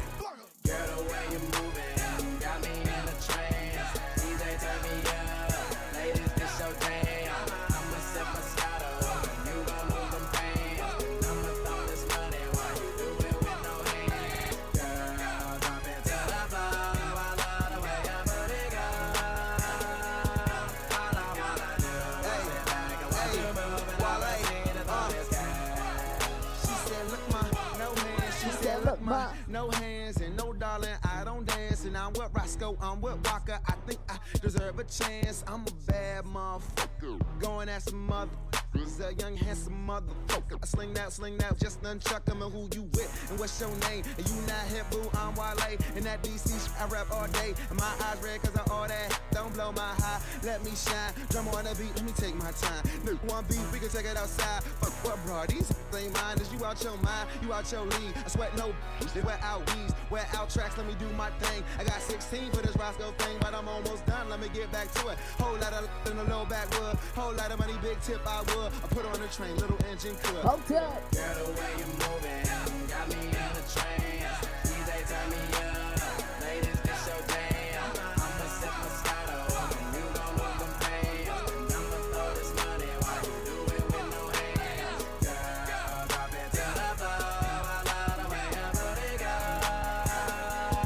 All I wanna do is sit back and watch you move, and I'm We gotta let this one ride. We gon' let this one ride. Roscoe Dash. Yo, ROSCO, we missed it. Shawty put it on me. Please. I be going ham. Shorty upgrade from bologna. Please. Them niggas tipping good, girl, but I can make you flush. Cause I walk around with pockets that are bigger than my bust. Whoa. Rain, go away. That's what all my haters say. My pocket's stuck on overload. My rain never evaporates. No need to elaborate. Most of these ducks exaggerate. But I'ma get money every day. Stunting ducks might get a chance after me. Bitch, I'm ballin' like I'm coming off a free throw. Cause ahead of the game, no cheat code. Lambo, Roscoe, no street code. And your booty got me lost like Nemo. Go on and do your dance. Right now. And I'ma throw this money while you do it with no hands. Go. Girl, the way you're moving got me in a trance. DJ, turn me up. Ladies, this your jam. I'ma sip a Moscato and you gon' lose them pants. And I'ma throw this money while you do it with no hands. Girl, drop it to the floor. All the way up to the all I wanna do is sit back and watch you move and I'll proceed to Yeah, I'm a star, I got your baby wishing. He say he hungry, this cookie the kitchen. Yeah, that's my dog, he gon' sit down and listen. Call him a trick and he don't get a hold up. Yeah, I'm a star, I got your baby wishing. He say he hungry, this cookie the kitchen. Yeah, that's my dog, he gon' sit down and listen. Call him a trick and he don't get offended. He know he giving his money to Megan. He know it's very expensive to date me. Told him go put my name on that account because when I need money, I ain't tryna holler. He know he giving his money to Megan. He know it's very expensive to date me. Told him go put my name on that account because when I need money, I ain't tryna wait. I can't be with, no, you can't touch this. Ayy, I do rich, my money thick, ayy, walk with a limp, I'm on some pimp shit. Ayy, he say you all about money, yeah, I'm on that cash, I'm in my bag, ayy, yeah, I'm on your ayy, yeah, I'm in that new, you on that last year, man, I do pimp shit, girl, you on simp shit. Ay, he say you all about money, yeah, I'm on that cash. You know how they love me? Why? Cause baby don't give what you do. I be fixing the weed while she's out, then I back and killing her. Know I give it up. Yeah. I be cool on them, ain't no pressure. Till I met this little and they Maggie. This little thing here style. Look how she walk, look how she talk, she sexy. I like when they pretty and ghetto. Type of don't even say hello. And whenever we back, put her in the headlock with my elbow. Now she done reversed. Got a bone like a Camaro. I can't be no, you can't touch this. Ayy, I do rich, my money thick, ayy, walk with a limp, I'm on some pimp shit. Ayy, he say you all about money, yeah, I'm on that cash, I'm in my bag, ayy, yeah, I'm on your ayy, yeah, I'm in that new, you on that last year, and I do pimp shit, girl, you on simp shit. Ay, he say you all about money, yeah, I'm on that cash. I just looked at my wrist, I got time today. Fuck it, I'm crossing the line today. The hate be so real, the love be fake. Be bumping they gums and bumping my tape. Don't go against me, they ask for my help. Go get out your feelings and get it yourself. Might got the same shoes, but you ain't gon' step. That you just put out, you could've kept. Yup, she got a he got a shirt. Why? You can't compete when you can't compare. She ate the through my underwear. Got up and got herself out of there. I see they put me on memes and things. Don't speak on my life without knowing the real. 8 figures a year, what it cost me to live. Don't hold it, just say what you feel. But watch your mouth before I fly at your to a place that you didn't know exist. Mediterranean water my wrist. Keeping on piss how I'm talking my 6-figure check for a show, man, I'm lit. Let's celebrate now, my bag legit. These with me with whatever I'm with. Didn't know who did it, got everybody hit. I don't like nobody. We can get gangster, we can keep it cordial. How you wanna go back? How you wanna do it? I don't backtrack, man. That. I don't miss nobody. I don't miss nothing. Left it on scene, I ain't right back. I don't trust nobody. I just looked at my wrist, I got time today. I'm crossing the line today. These will cry and be lying in your face. Slicker than us, gotta know how they play. If the money wasn't straight, she wouldn't be here today. Ain't in mind, sure know what to say. You ain't me, so it's hard to relate. But how much cash I off every day? Big bag every day. Shout out to all my ladies vibing with us right now. Shout out to the Blaze Group LLC. Make sure you use the hashtag Blaze Virtual Summit on all social media. Of course, we doing this all week. Straightening, yeah. Straightening, yeah. Don't nothing get straightening but straightening. Don't nothing get straightening but straightening. Don't nothing get straightening but straightening. You don't get straight, you don't straighten it. In this game, sit back, be patient. Act like the game went vacant. Act like some been taken. What? Ain't nothing but a little bit of straightening. Been kicking, popping out daily. On the island, it's a movie I'm making. I'm counting the narrows with Robert De Niro. He telling them that you're amazing. Put that on. get on. I bought 2 whips and I put my boot on. She put this wrist on. She fat the wrist, said it went rich and meal prone. Turn a pandemic into a pandemic. You know that we on. Yes, sir. Them gon' pull up and L at this together, won't get what you homes. I don't do the fake kicking. No. There go a rocket, it's taking it. It's a problem with you, then we straightening it. Swap out the cap, put a demon in it. Upgrade the band up, put fiends in it. I got some shooters you seen with me. We're running back, I just seen tenant. We gonna get straightening, yeah. Straightening, yeah. Don't nothing get straightening but straightening. Don't nothing get straightening but straightening. Don't nothing get straightening but straightening. You don't get straight, you don't straighten it. You don't get straight if you don't straighten it. No. I'm the type to sit back and watch patient. Do a trick with the stick, it's amazing. In the bando, chopping out bacon. Loads on like I'm starting in the Matrix. I keep the cookie like my grandma made it. I get the keys and the pounds and the babies. And the bricks came white like shady. Drive the Lambo through the avenue. Pretty little with an attitude. Give a shout out to them white boys. All white rolls look radical. Keep you a 5, don't let them take it. If they get charged, you gotta get straight. I got your op, I give them a facelift. My niggas lurking and spending the day shift. I got them rat when you see me. Rack A's. Spin back to back, it's a repeat. Championship, it's a 3-peat. Shoot out the window like Drizzy and Freaky. I keep it on me, believe me. Yes, sir. I be up high where the trees be. I go and put on so much of this ice. They say don't touch me, you gon' freeze me. Straightening, yeah. Straightening, yeah. Don't nothing get straightening but straightening. Don't nothing get straightening but straightening. Don't nothing get straightening but straightening. You don't get straight, you don't straighten. Get my straightening. Automatic handgun like the Navy. I keep 100 round drum, ain't fading. Turn it to a mummy with a payment. Terminator with the money, it was grave. Spin an op block, rock about baby. Made it talk stop, made it mama hate. We were trapping at the spot, out the base. Tasmanian devil, we spin on your block. Spin. I pop a perk and I'm going berserk. And I woke up and bought me a job. Like straight to the point, I get straight to the straight. And your buddy, he can't even walk. We gutted them, nobody talk. We gutted new color, then start to fall. New trapping and hustling, beat down the wall. On with the stepper, Northside rapper. Boy, keep a Mac in the back of the Tesla. On with the gang, we could never be selfish. Watch how I dress, I'm the dripping professor. Bought a kill tech, then I bought a compressor. Time to press them, eat them for breakfast. Taught them a lesson, I'm never confessing. Left them a message, somebody stretch them. Straightening, yeah. Straightening, yeah. Don't nothing get straightening but straightening. Don't nothing get straightening but straightening. Don't nothing get straightening but straightening. You don't get straight, you don't straighten. I appreciate y'all rocking with me. Happy Tuesday. Shout out to the Blaze Group LLC for having me. Again, we gonna do this all week. I go by the name of DJ T.O. Of course, it's at SheJTO on all social media. I appreciate y'all rocking with me, man. That's all I got.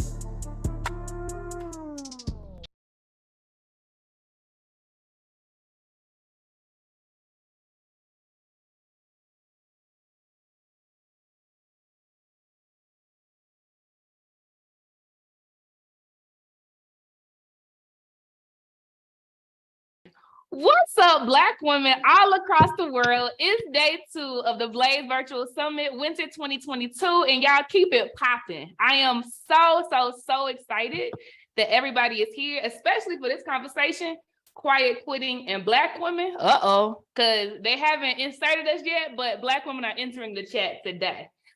We have the perfect voices and thought leaders on this conversation. So I'm going to go ahead and let them introduce themselves before we get into some things. I want to start with you, Kayla. Can you please share a bit about your background, your business, and your passion today? Absolutely. What's up, everybody? My name is Kayla Life. I am the rebrand strategist, aka the main character cultivator, right here in Rebrand Land, home in the main character, where we teach you how to be the center of your story. My background really comes heavily from education. I held no job outside of education before starting my own design business. But with that being said, in that realm of education, I've worked as a teacher, a school counselor, the DEI lead, the researcher. I'm building a school currently as we speak. So I'm very familiar with what our topic is and what we're going to be doing and how we can just move our entire culture forward in this area. Ashe, and I always tell Kelly, it's like her last name is on point. Like every time she opens her mouth, it's just full of vibrancy. Kayla, I'm so happy that you're part of this discussion today. Rakita, on over to you, Mama. Tell us your story. Yeah, my name is Rakita Franklin. I am the founder and CEO of Sonnet Consulting, where I help diverse leaders with communication and active listening skills for genuine collaboration with their staff to really just build better teams. So my background really comes from a lot of everything. I have a bachelor's degree in vocal music and philosophy. And once I graduated and realized that I had a degree that was worth a whole bunch of nothing, I flailed a little bit. I did customer service and hospitality and realized that I don't want to talk to people every day. I really value connections with folks, but I can't do it at this level and this well on a daily basis. So I went back to my alma mater, Lincoln University of Missouri, and started working at Trio. And that was my introduction to higher education, was like coming back home, coming back to work for a program I had worked for before, well, that I was a participant in, and really helping people like myself. And that's where I started in higher education. And to be honest, with the pandemic, I was happy that everyone was working virtually, but your girl has had a flexible schedule all of her life. So when they took my flexible schedule away, I was like, okay, this is the time. Like, no one's going to give me what I need but me. So my background in adult education and training really leads me to do anything that I want to do as long as I do it with adults. So my passion today is to empower adults to continue to be lifelong learners. That's so dope. Full circle moments, and then you still said I'm betting on me. That's what's up, Rakita. And do you sing? I sing at home. The goal is Okay. to start singing again, but it's one of those things that if you don't use it, you really do lose it. So I'm interested in finding me a trainer here soon and starting to sing again. Super dope. I sing. I love it. I mean, it's been a minute, so maybe I need to start saying what you're saying, but I love that. Like, if you do start singing again, keep me posted, sis, because I want to be there virtually or in person with all the snaps. Okay. I got you. Thank you. Super dope. And then last but definitely not least, we have a beautiful spirit by the name of Tamara in this conversation today. Tamara, please tell everyone a little bit about your background, your business, and your passion. Hello. My name is Tamara Lincoln. I'm the CEO and founder of Lincoln Stone Paper. So Lincoln Stone Paper is waterproof, water-free, tree-free, and biodegradable products. We focus on protecting and saving the earth one stone at a time. My passion actually stemmed from my children themselves. They kept destroying my books, and I'm like, wait a minute, we're not about to keep doing that. So I ended up creating this indestructible notebook and also indestructible books for my children. My background is also education and nonprofit organization help, and also coaching. I'm a cheer coach. So that all actually collaborates together and just one big punch to the world to just make it better. So thank you. I'm glad to be here. I love that. I'm happy you're here, sis. Indestructible books. I would have never even considered that before. So keep going, sis. Like, the sky is not even the limit. I think that's super fire, and we got to have more Black women's names visibly on our shit. Okay. Dope. Well, it's time to get into it. Okay. I'm so excited about this conversation because of all the things our elders told us about what we had to do and how we had to show up and the way the world worked, right? And I'm excited that these thought leaders are on the discussion today to say whatever it is, right? None of this is pre-planned, right? To say whatever it is they feel about this concept, but I want to make sure that we're all speaking the same language. So quickly, I'll define what quiet quitting is, okay? This phrase describes the current swell that's happening globally, honestly, where employees are deciding to only work within their work hours, okay, and not a minute more, and to only do, right, what is in the job description, right? And again, within those hours, okay? So nothing is spilling over, okay? Period.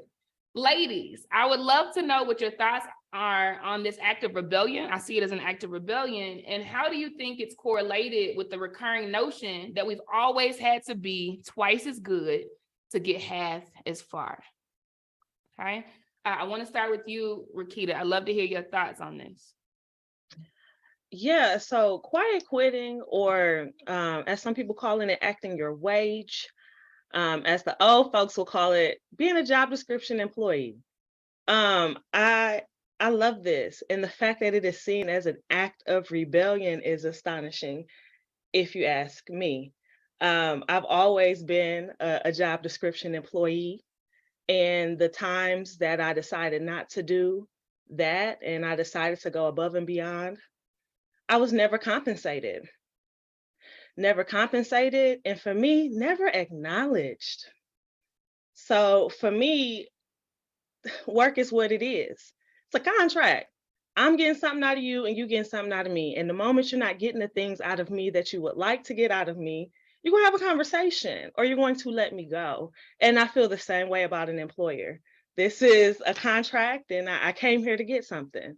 And with my last position, I really obtained the job to be better in my business. It was all of the things that I wanted to do, but I wanted to do it in a low stakes, low risk, low money way. So I got a job. And once that job no longer served me, I had to go. But I think quiet quitting is a wonderful way to do your job and do all of the things that you are supposed to do, but also get some other things done within this time, because we really are meant to follow our passions and to be with our families and to really have more ownership over our time. I think to not quietly quit is really an act of letting folks cross your boundaries. I support it. Man, that's so good. Even for me right now, because literally I did not stop quiet quitting until I quit the job. Like, I did not start quiet quitting until I quit the job. I was furious over being 10 times colder than the folk who were multiple levels above me, right? They were calling me to speak to the person who reported to the C-suite in a 200,000 person organization, right? And I'm having to ask them stupid questions like, so what is this going to translate in as far as comp? What is it translating into? And they looking dumbfounded, right? I love that you've always had the audacity of the mediocre white man to say, look, okay, y'all want me to do this right here? I'm gonna get it done and I'm out. I think that's so fire, man. And I admire you. I admire that you have had the ability to showcase that in front of whoever's been looking up to you, because I did it a different way and I led people a certain way, and now I'm trying to course correct and say, nah, girl, don't kill yourself. It ain't that deep. Super dope. Does anyone else want to add to that? Yeah, definitely. I think on the very opposite side, I have always been an above and beyond type of person for the simple fact that my background's in education. So, and my mindset, if I don't go above and beyond for my kids, no one's going to do so. And in that standpoint, I was working on the benefit of my school community and my children and my families, and I could really give a damn about anybody else that was involved in the process. But, you know, if you are an educator in a field of just service work, right, and you're working as a service, there's a lot of times where you are giving 200%. And if you ever, you know, if anyone has ever seen me in the school setting or seen me with my kids, they would always say, life is on 200. Life is on 200, because that's my normal everyday energy. But I started to notice when I came in at 100, just standard teacher, right? Standard counselor. Maybe I don't feel like being overjoyous today. Maybe something happened with me at home that I don't feel like I need to give a 200%. I just need to come in and do my job. Now everyone's looking at me like, what's wrong with you? What's the problem? Are you sad? Are you hurt? And I'm like, I'm just regular, like just doing the regular thing. Like, what is the problem? So this aspect of quiet quitting for me, even if I was to give you my personal background story of how I quiet quit into my own business, I was a teacher during the pandemic. I have been a educator for years, actually all of my life. During the pandemic, I was a technology teacher. And just to give you even further background, my school was the only school that had a tech program because I built it. Those students did not have access to technology. They did not know how to open and close a laptop, barely send an email. And this is a school that said that they were sending students to college preparatory high schools. It was in New York. Well, that mission doesn't line up with what you're saying you're giving little Black kids. So I went to my principal at the time. I said, our kids need to have a tech program. She says, who's going to teach it? I was the counselor at the time, the school counselor. And I said, I'll teach it. She's like, well, who's going to be their counselor? I said, you'll find another one, right? And I shifted myself into a whole nother position where I created this technology program. So fast forward to the pandemic, where there are 8 schools in this network, and my school is the only school that is ready to go into the pandemic because they know how to use Google Classroom. They know how to use Zoom. They know how to turn in their assignments because they've had his license in 5th grade. Now we're sitting here and the CEO calls my phone. I'll never forget this. She calls my phone and she says, hey, I heard that your school's doing a great job, you know, and all of the leaders attribute that to you and like how you worked with the kids and their tech. And we're super, super happy about that. Listen, I'm going to have to pull you from working in your classrooms, teaching 7th grade at the time. She says, I'm going to have to pull you from the classroom and I need you to move up. And I need you to come into the network and teach everybody else. I need you to do whatever you did for your school community for the rest of the 7 schools, where in a sense, right? And my very young, not really understanding what was going on brain, I said, wow, that's such a great honor, right? Like I get to now take my talents and show the rest of the school community what I'm doing. But we talk about how culturally we've been taught a specific thing, that you have to be twice as good to even level up to what they're doing, right? So I'm like, oh, this is my opportunity to show them I'm 4 times as good as what they're doing. Like I can do all this stuff. So she's literally moved me away from my classroom. And now my kids are no longer receiving technology courses, which they loved, right? It was probably their favorite, in all arrogance, their favorite class of the day. She's pulled me from that. And now I'm in 7 different schools, training principals, families, teachers, talking to their kids, making sure that they have what they need for tech. I was not compensated at all, right? And that hit me because, you know, my good old mama, she said, they paying you for this? I was like, no, but I mean, I'm not teaching. She was like, it doesn't matter. You're doing way more than your job description says you should be getting paid. And so the opportunity came. I don't know if you guys remember the education system got a buttload of money for the pandemic. And so what they decided was, okay, we're going to give bonuses to people that went above and beyond during the pandemic. That was the criteria.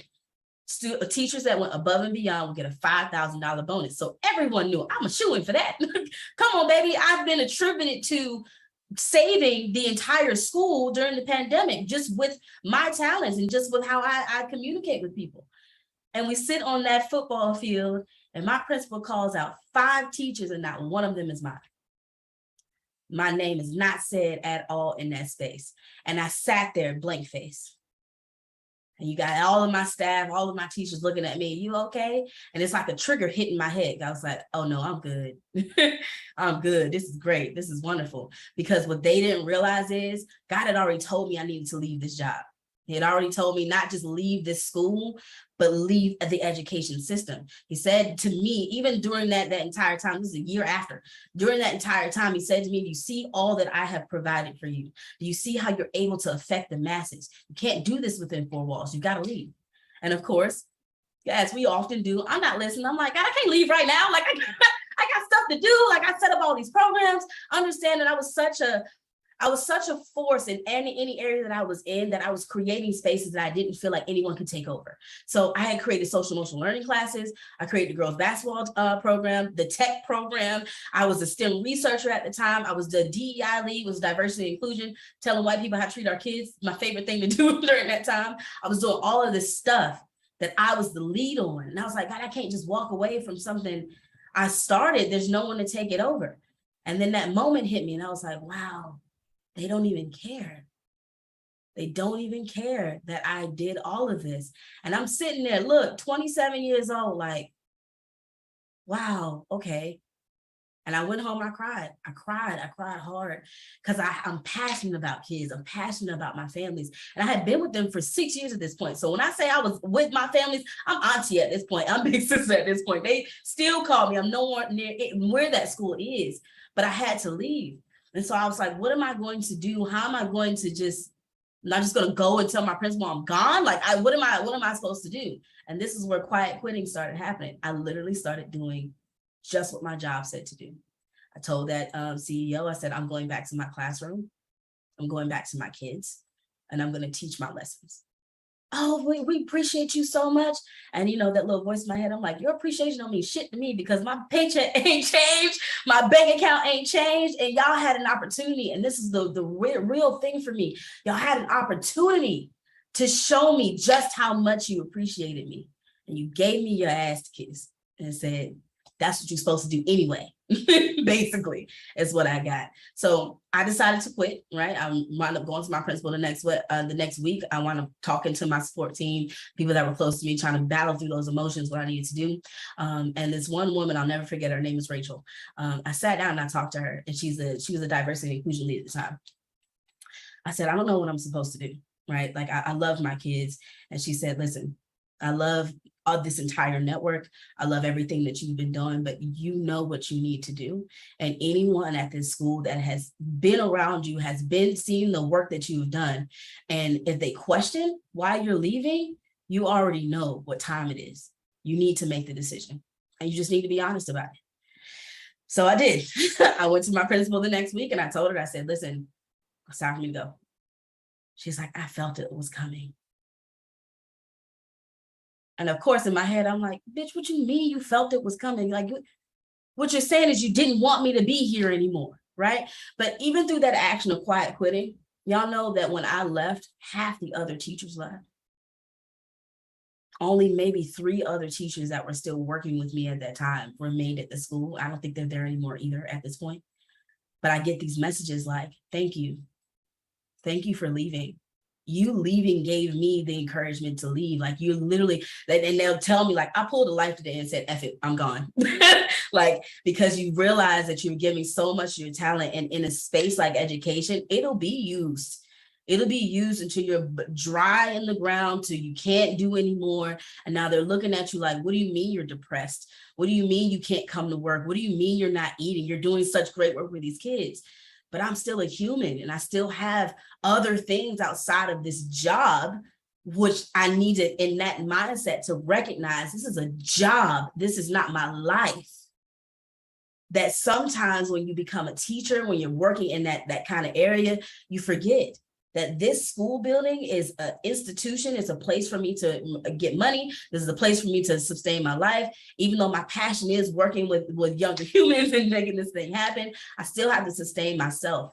So I left, and I would say it was the best decision I ever made for my life, because now the same thing that God told me, I'm bigger than these 4 walls.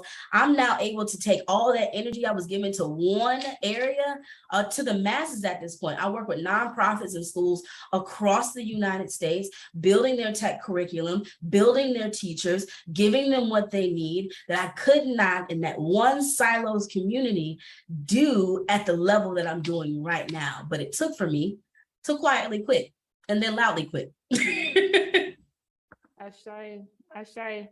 And you know, and y'all drop ones in the chat if we're telling your stories, right? Like, this is in healthcare, this is in education, this is in music, this is in corporate. Like, we could go on, this is in nonprofit, right? Like, this is a system, baby. This is a system. We have been cargo, we have been cattle, we have been tools. Like, this is a system, right? They think we can't feel pain, so we dying more than anybody giving, you know, like, exposure you can't boil exposure in water and feed your family with it, right? Like, the CEO knowing your name does not translate into money in your bank account. That stuff does not matter. It does not matter. And we have to decide, like Rakita said, to have a life. Like, it's about more than surviving, bro. Like, are you spending time with your babies? Are you healthy for real? Do you have relationships with people? Are you smelling the roses? Are you going on vacation? Like, we're not tools. Like, this is birthright stuff. This is not even like extraordinary. This is birthright stuff. Love it, ladies.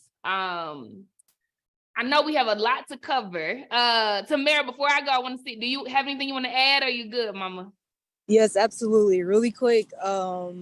When it comes to quiet quitting, you're really protecting your mental health. So before you start thinking about somebody else, think about yourself. I know it's hard to say because like we are naturally care for everyone else, but you can only care so much. You can only do so much for everyone else. And what happens when your cup is empty? Who's going to fill that cup for you? You have to make sure that your cup is at least halfway full if you're going to still, give to anyone else. But when I think of quiet quitting, just think about your peace, think about your health, your mental health. You got to stay sane for this world, you know. I say, yeah, rest is an act of tactical warfare. Like how you gonna beat the system and you burnt out and tired? Like y'all better get yours. Listen. Okay, love it. So I want to turn up the heat a little bit. Many of us were raised in homes where we were taught how to navigate, this unfair world, right? This world that bends to white supremacy, right? And after the anger and reflecting, I realized like my parents, my grandparents, my great grandparents were just trying to keep me alive, right? Like they were just trying to make sure my Black brothers came home, so they weren't trying to make us cower down. They were just trying to keep us alive. But many of us have decided today, right? And things have changed, right? Not that they're necessarily better, they're just different, right? Things are a little more discreet, right? So given that we are radical in different ways today, I want to ask you all a very pointed question. Do you believe that Black women can afford to quiet quit? And if we do, are we paying a price that's too high or not at all? I'm gonna say it again. So do you believe that Black women can? Let's start with you, Kayla. Uh-oh, did I cut out? Yeah, repeat your sentence again. Froze. Okay, thank you so much. Do you believe that Black women can afford to quiet quit, right?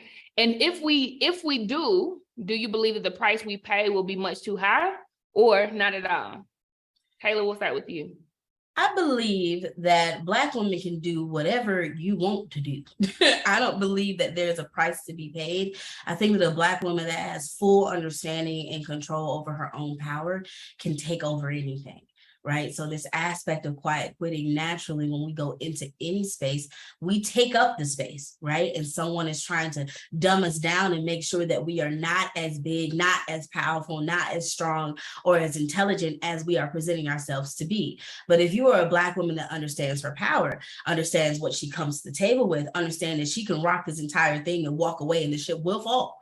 You can do absolutely anything at this point, right? I think that this aspect of white supremacy that we are breaking at this point, right? And even from the way that we talk, the way we dress, how our hair looks, how we present ourselves on the job is all built and rooted in white supremacy. And so when it comes down to it, everything that we do, we have to take that first thought and say, is this something that I need to do to survive? Or is this something that someone is placing on me to hold me back? Right? I'll even take the aspect of just myself. I am very much so tatted up. I have tattoos all over my body. I'm usually coming with very, very bright or extravagant colored hair. Y'all see me at a toned down state today, but it's either big red, big blues, big oranges, big pinks, because that's how I express myself. But I can also remember a time where the older generation didn't necessarily understand that, didn't understand how you could stand in front of children and look this way. And my real pushback was, I look like the people they see on TV. I look like they friends. I look like the people they aspire to be, and I connect with your kids. So there's no reason why my appearance, if it is not, it's professional to white supremacy standards, is what I like to tell my kids, right? And it's like what I message out to people. So when you're doing this aspect of quiet quitting and you're thinking about, can I even do this? You have to look at what you're really talented in. There's something that I teach my clients called transferable skills. Everything that you're doing at your job right now is not so that you can build that organization up. You got to move your mindset from that. Everything you're doing in your 9-to-5 right now is a skill that you are building. Think of it like a video game. Right? The more that you work at something, the more skill points you get. The more skill points you get, the more you advance the skill, right? Now, you're not working this one job because you're going to stay here for the rest of your life, or at least you shouldn't. You should be working in to say, oh, I just learned something new and I'm good at this. What can I do with this now? Where can I take this skill now? How much farther can I advance it?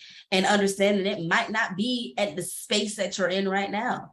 I don't shame anyone that works a 9-to-5 or works in a corporate position or wants to do that with their life, because some people, that is what it's built for. It's for you to thrive, but also understanding that unless you are in a position where you can make your own decisions, you're always going to be at the whim of whoever's organization that is.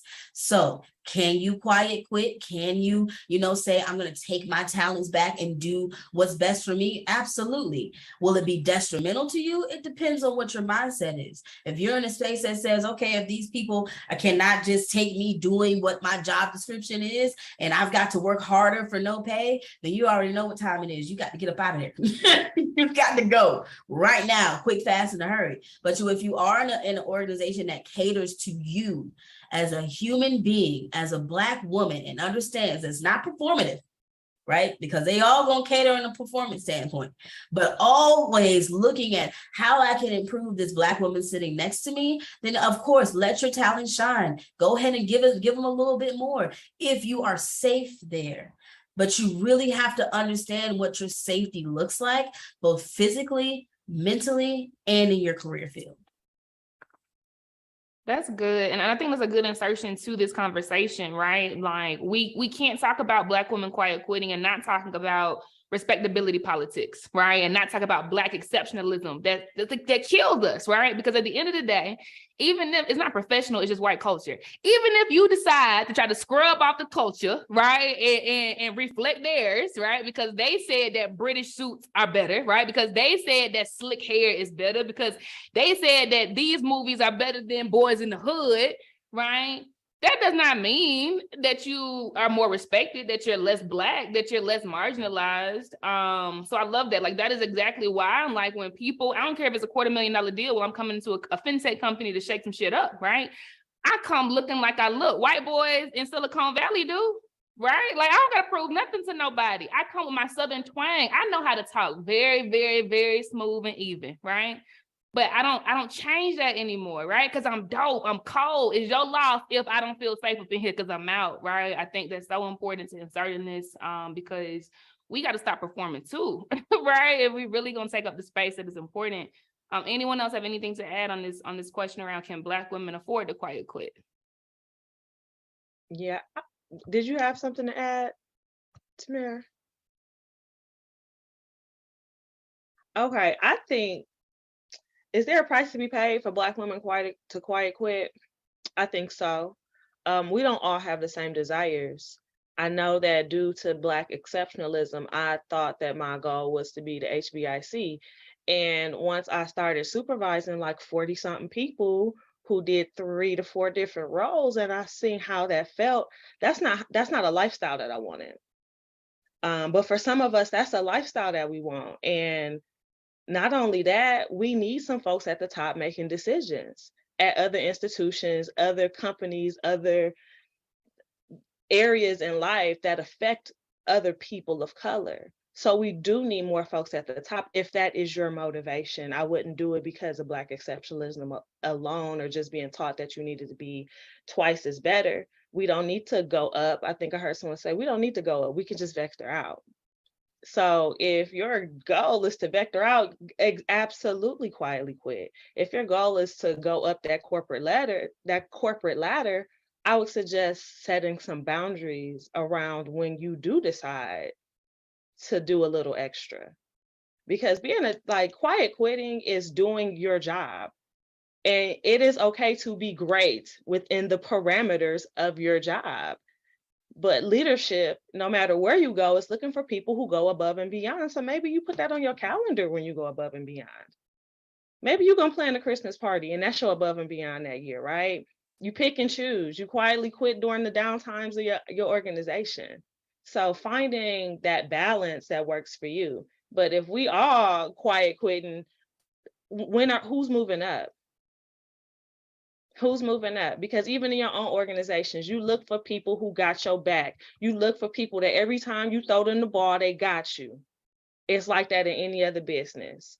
So the Black woman trying to be vice president, CEO somewhere, figure out when and how you're going to quiet quit, but you can't do it all day, every day, because we need you.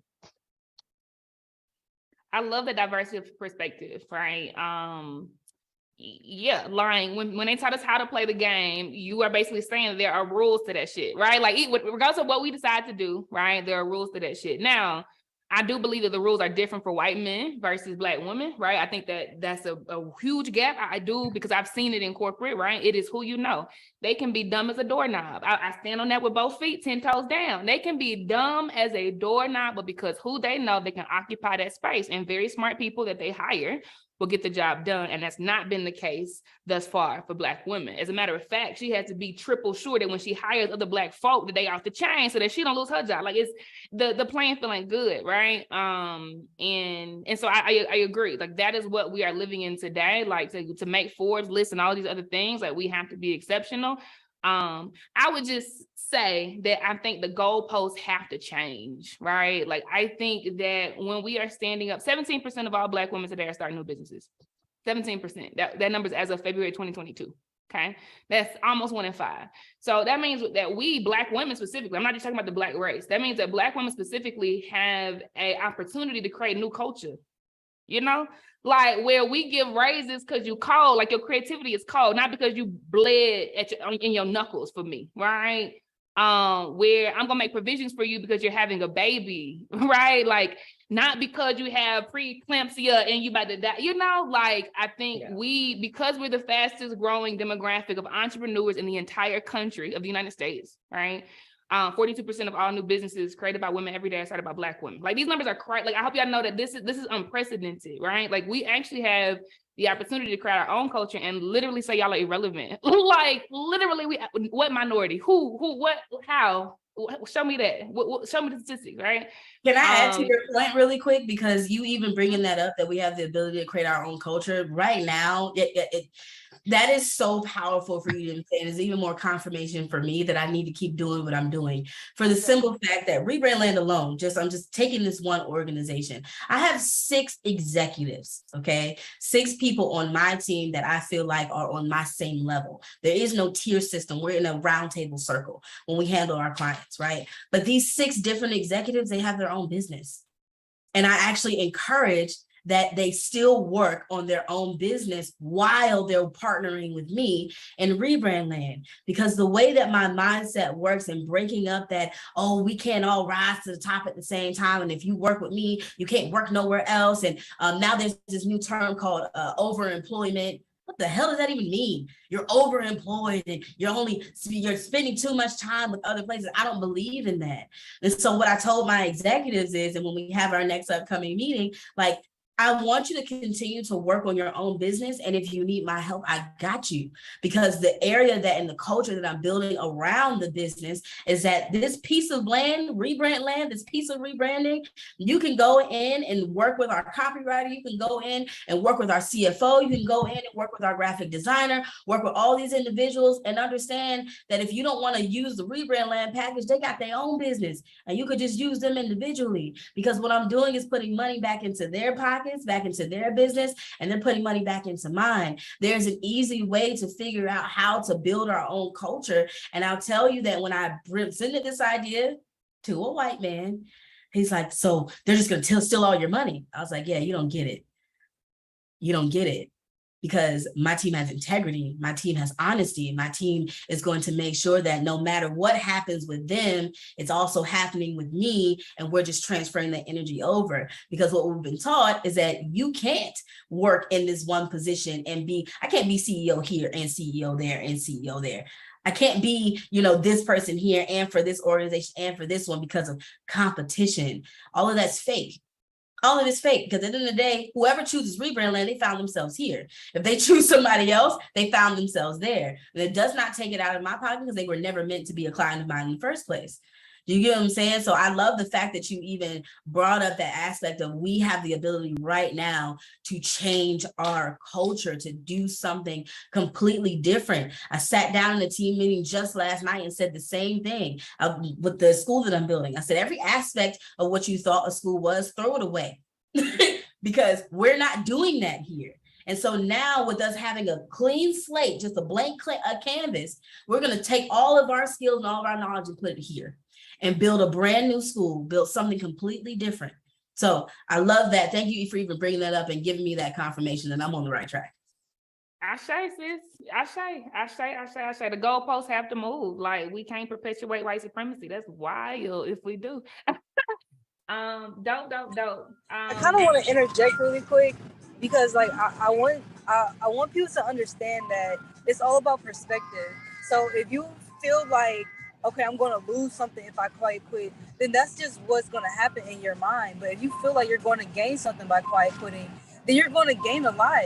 But when you do these 9 to 5s, understand that you're going to be in a cage. You might find people that can help, but automatically you're going to be in a cage. Compared to entrepreneurship, you're going to meet a lot of people that want to help you, but they have to see you and understand that you need help. So once you quiet quit, a lot of people are going to acknowledge you and see you for the brand that you created compared to you working for someone else. They're just going to see you a part of their brand, like someone else's brand, not yours. And I take that to mean, I think that's good, right? Like, what do you want to do in exchange? Like, our auntie Maxine said, reclaiming my time.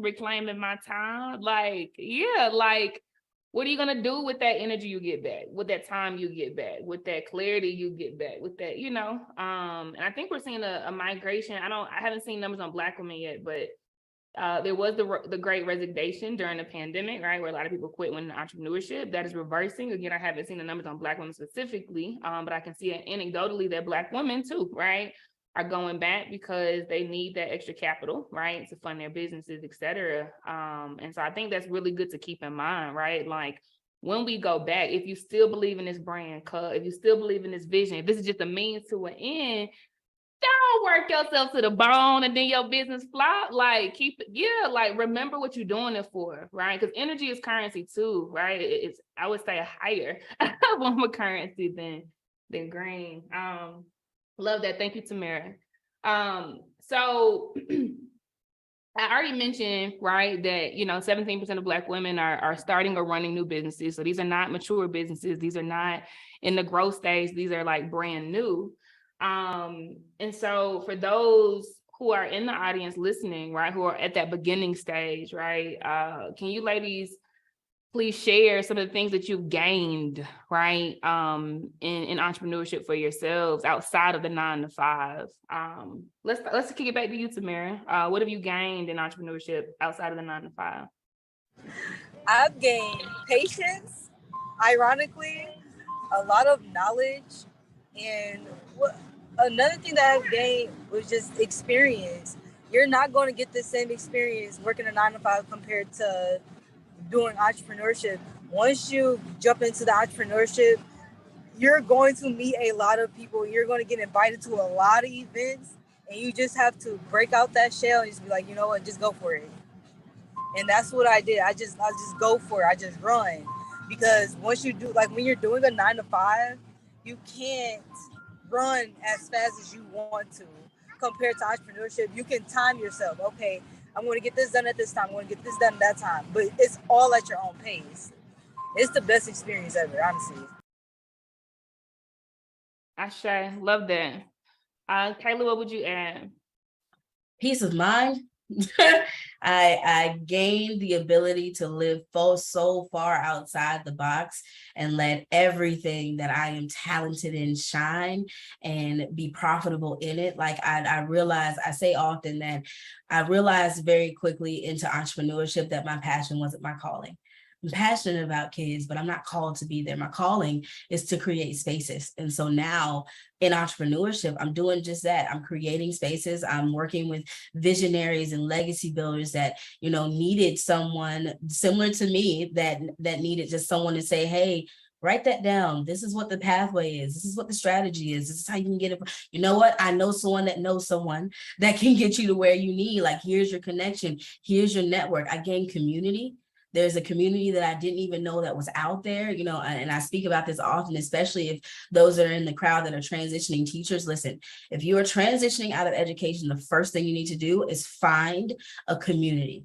Find people that are doing similar to the same things as you, because you're going to feel very lonely. It's very different from going into a school building every day, seeing the same teachers, same kids, same families. You know exactly what's going on there. Now you're in the big open world and you're like, so what am I supposed to do? Find a group. Find a group of individuals that you can merge with, right? And you might not even stick with that group because that's what growth feels like, right? That might be the group that you're in for that time period. At this point, I've been full-time entrepreneurship for going on 3 years.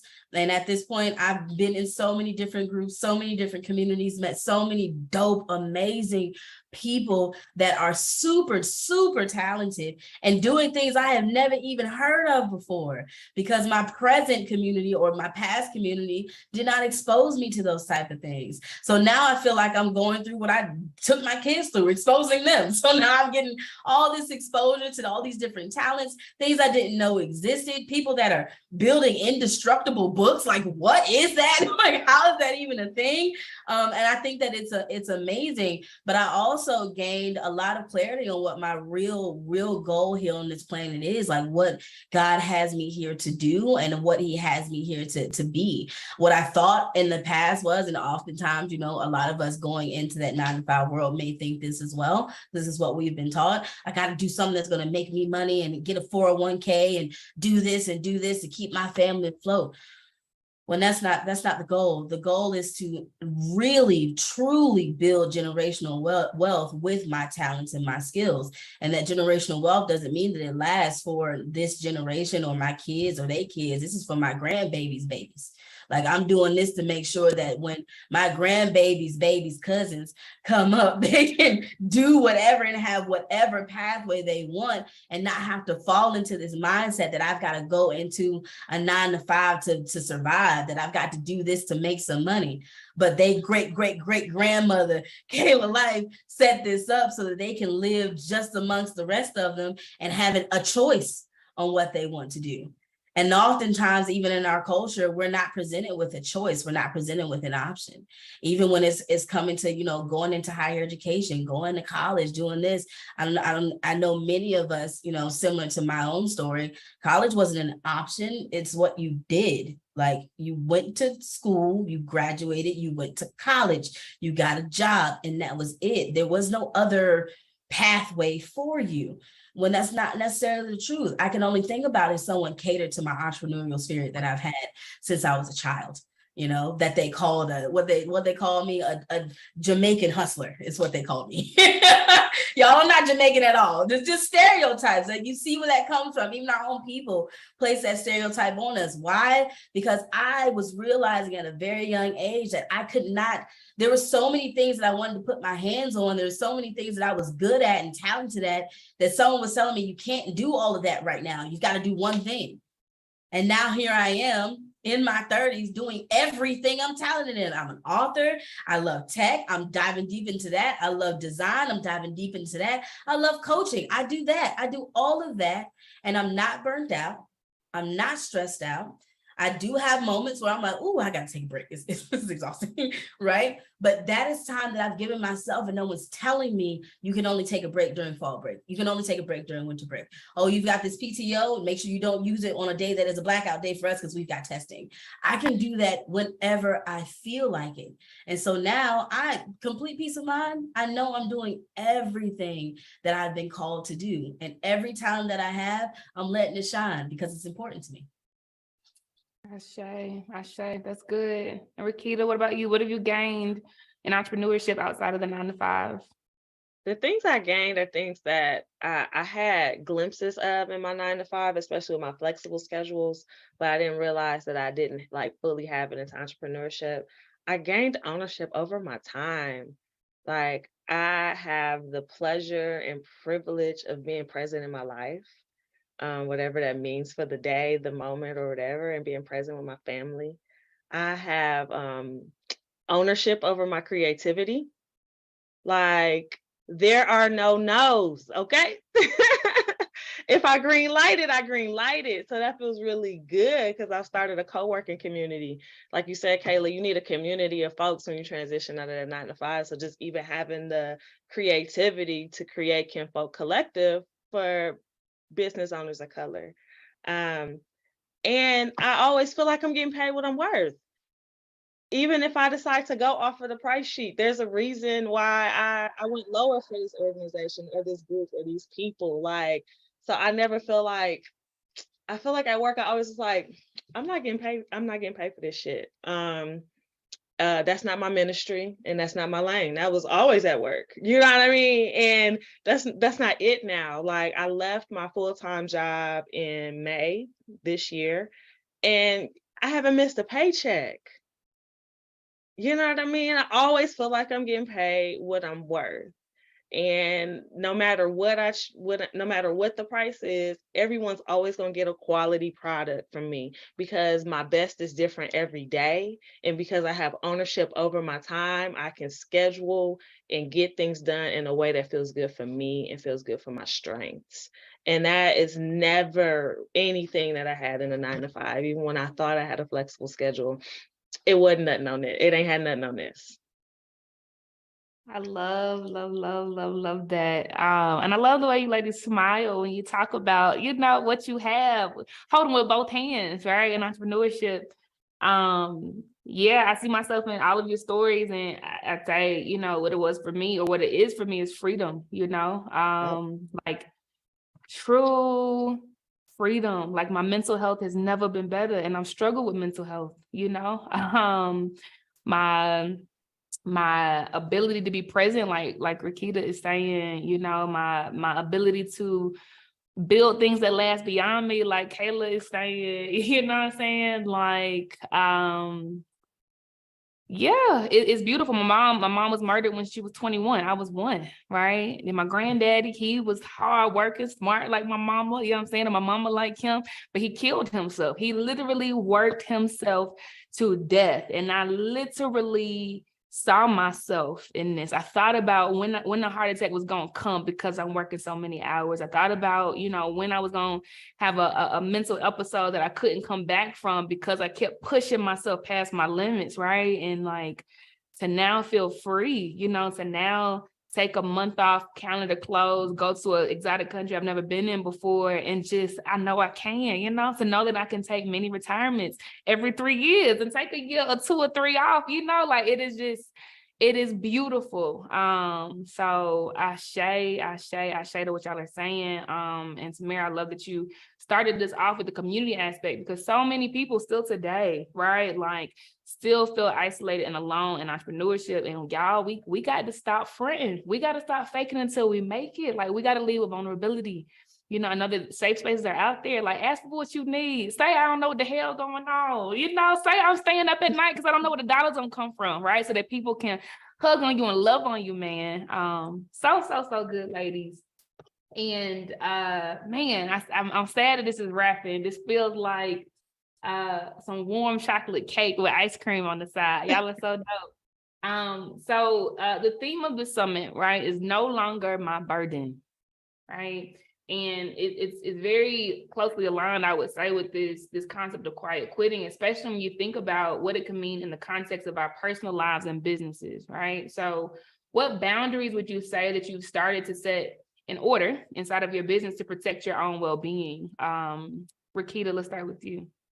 Girl, how much time you got? I'm the queen of boundaries. I will tell you no first and then circle back around if my energy changes, okay? But one of my very firm boundaries is I don't work on Mondays. I don't accept meetings on Mondays. I don't set reoccurring things on Mondays. Absolutely not. Absolutely not. I schedule CEO days. I'm a part of this group called Speaking for Profit, and it really just focuses on how to build a scalable, profitable business and also maintain rest and restoration and balance, you know?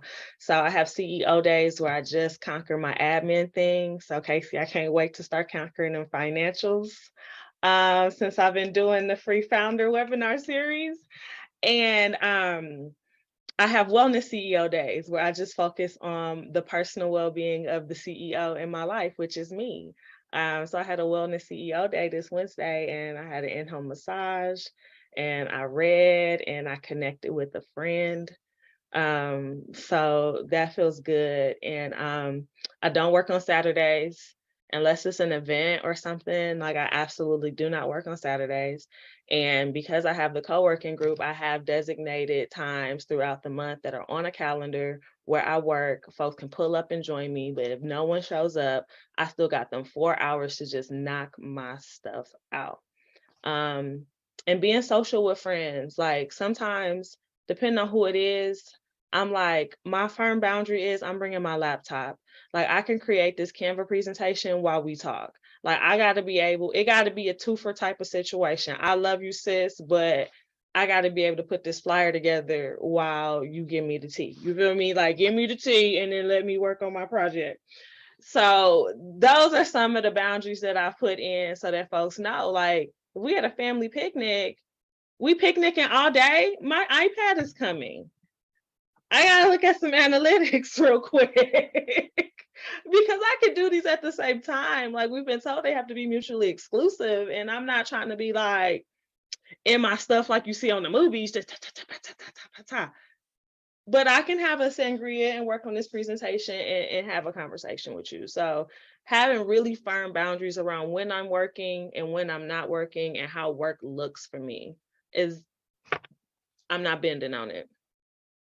Love that. You so dope, sis. You so dope. Love that. Tamara, what about you? What boundaries have you set in your business? Let me tell you something. When I first started my entrepreneurship journey, I could not balance being the Tamara for everyone else and being the CEO for my business. So one thing for certain that I set that boundary on is my business has to come first, because I have a goal, I have a vision, I have a mission for not only my brand, but this is perpetual. I have to give something to my kids. So I used to always beat myself up because they're like, hey, we're going to turn up, we're going to the party tonight. And I'm like, no, I need to work my business. So that boundary was like, yo, I can't hang with my friends and my family like the way I used to, and just being always there for them, because I'm like, I have to be there for my business now. So it's just like, you can not have a boundary. But I'm gonna tell you one thing, days be slipping. You see, this month alone is already gone. So when you decide to just be like, okay, you want to be that person for someone else and just be there for them and listen. And another thing, the boundary is when phone calls. If it's not about the business or perpetuating the business, making sure it goes through, because I know a lot of people want to vent to you. I don't know about y'all, but I got a vent to me on my forehead. You got to put a stop to that. Any gossiping, any venting, you have to just be like, no, boundary mode, because that is tiring. That is time consuming. You know, those conversations be lasting for like 45 minutes to an hour to like 2 hours, you know what I'm saying? Just because they want to talk about their life. And it's like, it's not like you don't care for them or care about their life, but them 2 hours would have meant a lot to your business compared to you having a conversation with whoever, you know? So you have to be like, yo, this business has to come first. No offense to you. If it is important, talk to me on the weekend.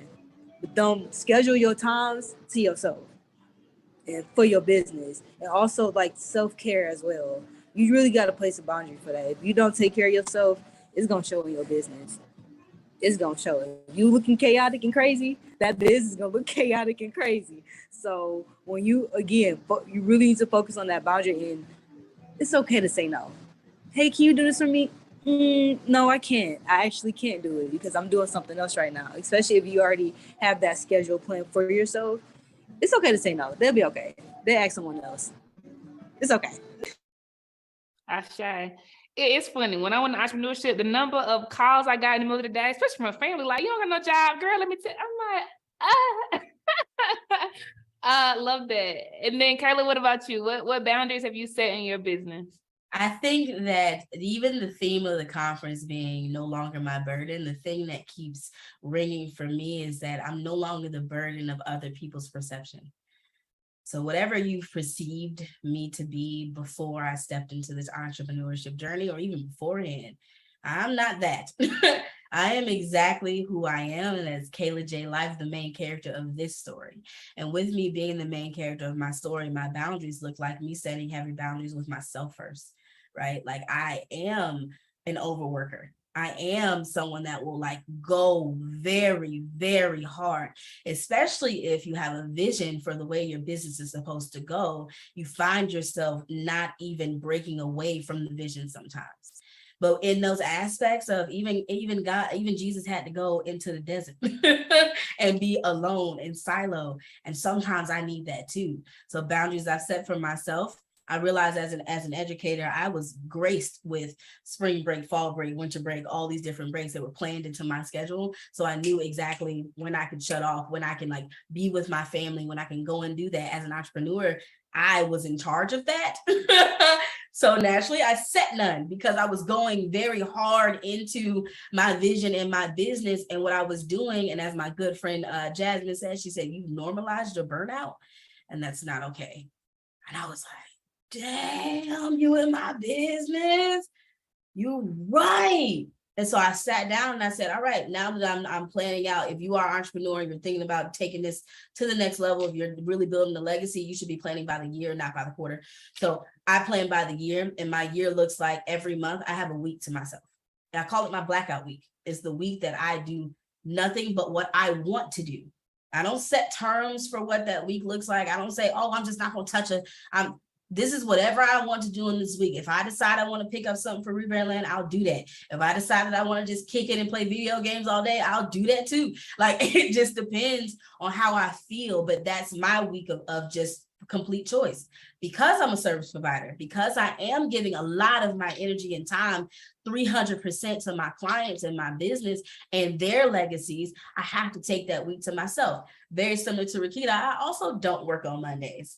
I don't work on Sundays, right? You got me from Tuesday to Saturday, maybe, right? Because sometimes Saturday, I'll go ahead and knock that off, and maybe I've done too much that week. But that's for me to say, hey, this is just my time to get back in life. I don't speak to nobody before 11 o'clock at all. I am a morning person, but I'm a morning person for me. I'm not a morning person for other people. So I realized that going into entrepreneurship, that wow, I was so high energy because I was in the school and the kids needed to see me excited and happy at 7 a.m. But don't nobody need to see that from me. I can relax, right? Like if I want to do what I need to do, I just want to talk with myself and maybe the dog for a second, and then I'm good, right? Like I don't want to do nothing else. Another boundary that I set is making sure, and this is probably something that a lot of other people have experienced, as even though we sit at a round table, I'm still a leader of this ship, right? I don't let nobody play with my team, period. I'm letting no one come in and talk to them crazy. It doesn't happen here, because I recognize that even as a 9-to-5 worker working in education, one of the things that I always wanted from my leadership team was someone to have my back, because you knew that I was doing what was right, right? But you were so afraid of what the families would say, what the other parents would say, that I always fell to the back burner when I was just doing the right thing. So now I make sure if you got a strife with someone on my team, or you didn't like the way something went, come see me. Talk to me, right? I don't give them that battle because I don't feel like it's their battle to fight.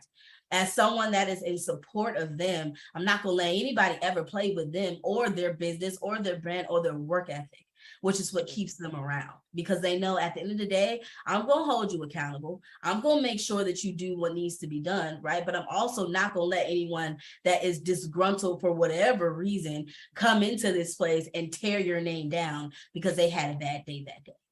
You know what I'm saying? So I make sure that with my team. Another boundary that I set is making sure that I do reconnect with my family. I am a overworker, as I keep stating, like I do a lot. I'm always on 200, 300%.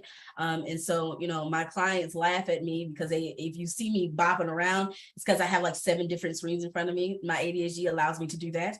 But my clients will say, like, how many screens are you looking at today? And I'm like, just only 3 of them on today, or it's only 7 of them on today. But but it does keep me here. It keeps me here at my desk because I can get so much done at one time. Now I've learned that at 7 o'clock when the sun goes down, I'm in Atlanta, y'all. Sun goes down around 7 around these parts. When the sun goes down, I'm down. No more computer. No more any of these screens. I've moved away from this because it's a boundary and an act of discipline I needed to set. I don't need to be here all hours of the day to get something done, because essentially what I'm doing is wearing my brain down. And everything, I need this. This is my money maker up here in this cranium. This is what's going to keep the ship floating. This is going to keep my clients happy. If this is not working, I'm no good to anybody. So I have to shut that entire thing down. And I learned that from a fast that I went on. I realized that around like 7 o'clock, I am exhausted. I am ready to go to bed. I am ready to reconnect. I then realized at that point, oh, wow, you probably need to eat food today. You need to go do this. You need to go do that. So making sure that I honor myself in those manners, but also the boundary that I set is honoring my own emotions. I think a lot of us, even as Black women, we're either taught we're over emotional or not emotional enough, or the main emotion that's placed on us is aggressive. I'm all those things. I'm aggressive. I'm aggressive about this work. I'm aggressive about what I do. I'm passionate about what I do. I'm compulsive. All of those are a piece of who I am. And I'm breaking away from that negative connotation that people put on those words and placed on me to make me feel like I had to operate in one setting. So if I'm sitting in a meeting with a client and I feel emotional, I'm going to cry. And I encourage my clients to do the same. There's no longer a space where you have to hide who you are, because that's not what it means to be the main character. Being the main character means catering to who exactly you are. I'm emotional. I cry. I get upset. There's things that happen. The only problem that comes into play is if I try to make my emotion somebody else's emotion. I'll now put that on them. Now, because I'm upset, you've got to be upset. Or now because I'm happy, you've got to be happy. That's not the truth.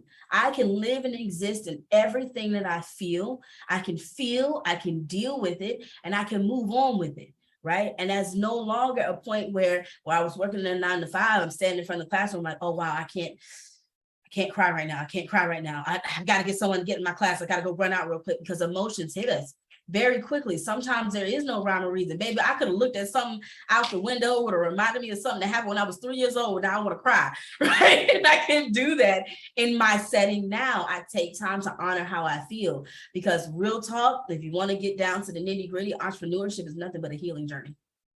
It is a journey to heal all of those things that have been placed on you from a child till now. And now you're recognizing in your full strength, in your full power, just who you are. And so I had to sit with myself and say, well, who am I? I'm passionate, but I am emotional.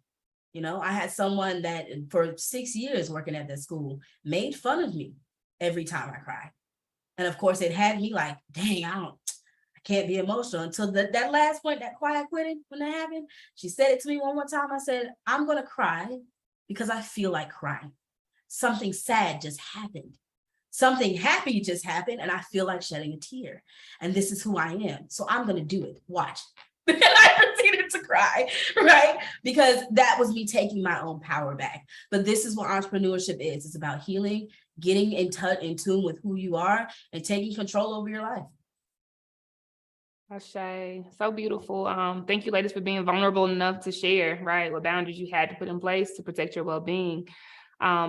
So we have to mosey on out of here. The time has wound down. I appreciate each of you for sharing your individual perspectives, your journeys, right? The things you're still working on. And in closing, I would ask that each of you share 3 words, just 3 words that you would like to leave with entrepreneurs who are listening, who are trying to establish boundaries for their own well-being.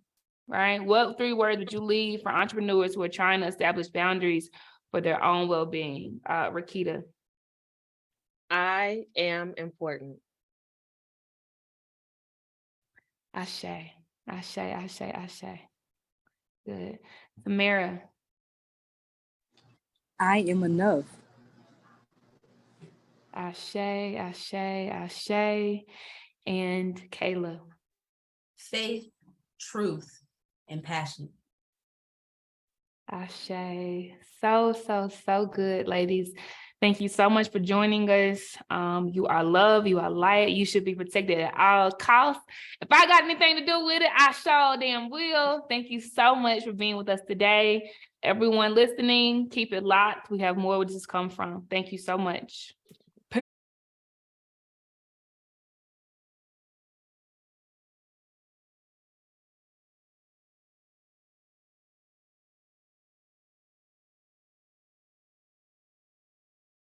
All right. Hello, everyone, queens from every corner of the earth, wherever you are. Thank you so much for joining today. I am Crystal Page Hyman.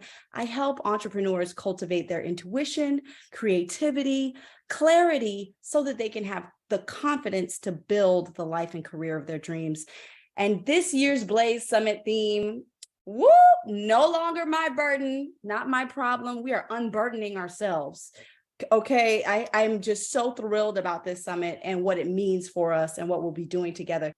This year's Blaze Summit theme is no longer my burden. Hashtag not my problem. See, the thing that gets tricky when burdens are something that we actually asked for, something that we prayed for, when the responsibility, the thing that is weighing you down, that has you under pressure, is the very thing that you prayed for. You asked to be the boss. You asked for your own business. You begged for the opportunity to leave corporate America, to be the captain of your own ship. You asked for more clients. You asked for more money. You asked for, I'm going to touch the subject. Yes, you asked for a nice husband and you asked for beautiful children. But with those things, we come acquainted with the pressure of maintaining them. Right? Sis, am I talking to you? Do you know what I'm talking about? We almost always end up at the intersection of Burnt Out Boulevard and Overwhelmed Lane. If that's you, go ahead and say, that's me. Put it in the chat. Yep, that's me. We're all guilty of this. And in today's workshop, we're going to focus on making space to sustain the blessing so that when you get it, it doesn't become a burden. We make space by doing what is called self-cultivation. And with self-cultivation is how we build capacity. See, I work as a corporate trainer and a talent development consultant in the tech industry. And one of the things that they do in tech when they're promoting new leaders is they do a capacity assessment. They see if this individual has the proven experience to manage large, complex teams and organizations. And one of the things that I took from that, like, wow, capacity. We currently manage our lives as entrepreneurs, career women, mothers, life partners, wives, caregivers. Come on. We do so much and we look good while we're doing it a lot of the time. That takes capacity to manage your life and all your blessings. Now, do you want to learn how to build some capacity? Drop a I'm ready in the chat if you're ready to just dive in, because I'm going to give you my all. I'm going to give you my best in today's workshop. That's my goal. So let's just go right ahead and I'm going to share with you all of the slides. And today I just want to give you everything that you need for you to go forward and be successful. So today, again, the name of our talk is When Blessings Become Burdens. And the subtitle here would be How to Build Capacity When Our Bandwidth Seems Broken. All right. So let's just go right ahead. Now, my name is Crystal Page. I have my own consulting company. I want to show you a little bit of who I am because I think it's important. Whenever we're in an adult learning environment, it's very important for us to know who we are learning from and why we should even listen. So I am a Jamaican American, Howard University graduate, business owner of my own consulting and coaching firm. Outside of talent development consulting, I have another job I call my real job. Okay, this is where you'll find out about my manager and assistant manager, my manager being my 3-year-old daughter and the assistant manager being my husband, I am very aware of how much capacity it takes to build a life, not only for family, but also for career, for your work, for your business, for your multiple streams of income. Amen. It takes a lot. Well, I started my coaching career with this lady right here. This is Hay House author Jennifer Grace, who's responsible for helping me get my foot in the door with coaching and consulting. And I've had a wonderful career. I absolutely adore Tony Robbins. Hello, do you see him right there? Come on, Tony. I am into personal development, leadership, and self-help books. My favorite motivational speaker, one of them is right here, is Tony Robbins. The other is Les Brown. And I aspire to be a prominent voice one day in this field of personal development. And just so that you know a little bit about me, any Beyonce fans, give me a couple fire emojis if you are a part of the Beehive and have, you know, respect and love for the Queen Bee. That's definitely important to preface here as I give you a little bit about who I am. So the thing that I do, the problem that I help solve is entrepreneur mental health. We are, as a group, as entrepreneurs, we are more likely to suffer from some sort of mental illness. We are 50% more likely to have at least one mental illness. We are 2 times more likely to have suicidal thoughts. We are 2 times more likely to be hospitalized for psychiatric ailments. We are twice more likely to have lifelong depression, to live with depression on a consistent lifespan basis. We are more likely than the average person, 6 times more likely to have ADHD, 3 times more likely because of these other issues. We're 3 times more likely to resort to self-medicating or becoming addicted to substances. And we're 11 times more likely to experience bipolar depression, extreme happiness, and extreme anxiety. There is so much research back there, behind this that backs this up. And it, for me, is so unspoken. We're not talking about this stuff, that the journey that you've chosen to be on is one that it predisposes you to an onslaught of anxiety, depression, and all that come with that. So your job as an entrepreneur is to maintain your mental fortitude. It's when we fail to make time for cultivating our creativity, for building our capacity, for the life that you chose and all its complexities, that is when we start to have burnout, overwhelm, experiencing anxiety, having sleep problems, experiencing mood issues, irritability. That comes with a breakdown of partnerships, breakdowns in relationships with customers, not being able to respond to your day-to-day tasks and the goals that you have to achieve. There's so much there and there's so much to manage, but you as a mighty entrepreneur and a Black female entrepreneur at that, I am here to give you the support that you need to build on your capacity. Every entrepreneur has to learn how to coach yourself. You have to hashtag coaching myself. Put it in the chat. I'm coaching myself. I'm learning how to coach myself today. I'm building capacity today. Go ahead and put that in the chat, because essentially it's our job, because of this path, because we know that we're more susceptible to these things. We're going to have to get the tools to coach ourselves and build out our capacity for these really complex lives that we're leading. So today we're going to dive right in. I'm going to give y'all all I got, like everything. You're about to get everything, the soup, the potatoes, the meat, everything. I'm going to give you my all. Whenever I show up, I show out. And so I want you to get 10 tools today.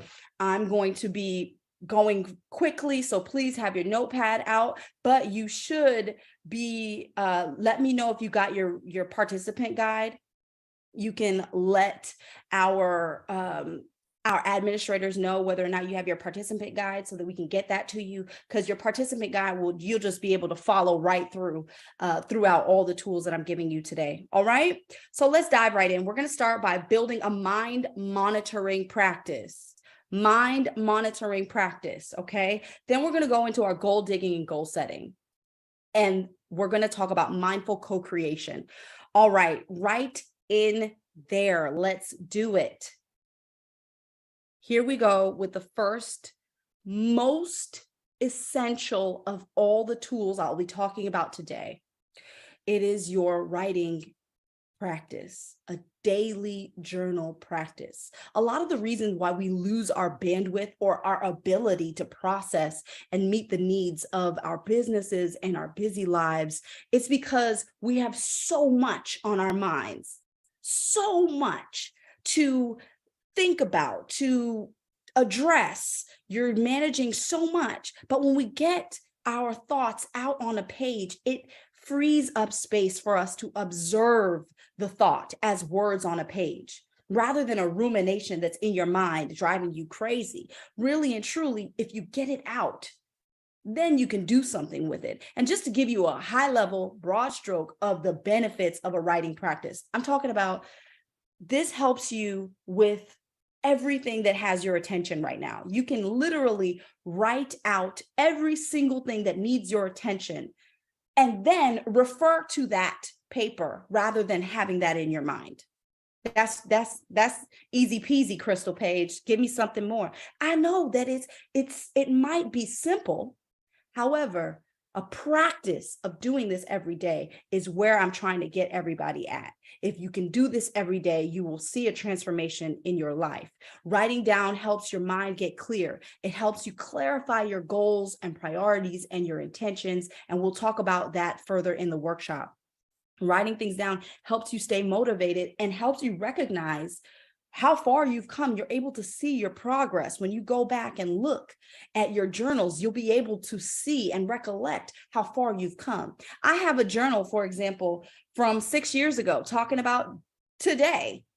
I used to write about how I want to be a speaker, how I want to speak and give workshops and do corporate training and all that. I'm walking into that reality because I wrote it down. I wrote it down and I didn't give up. So there's power in our writing things down. We're moving right along. I hope y'all catching it.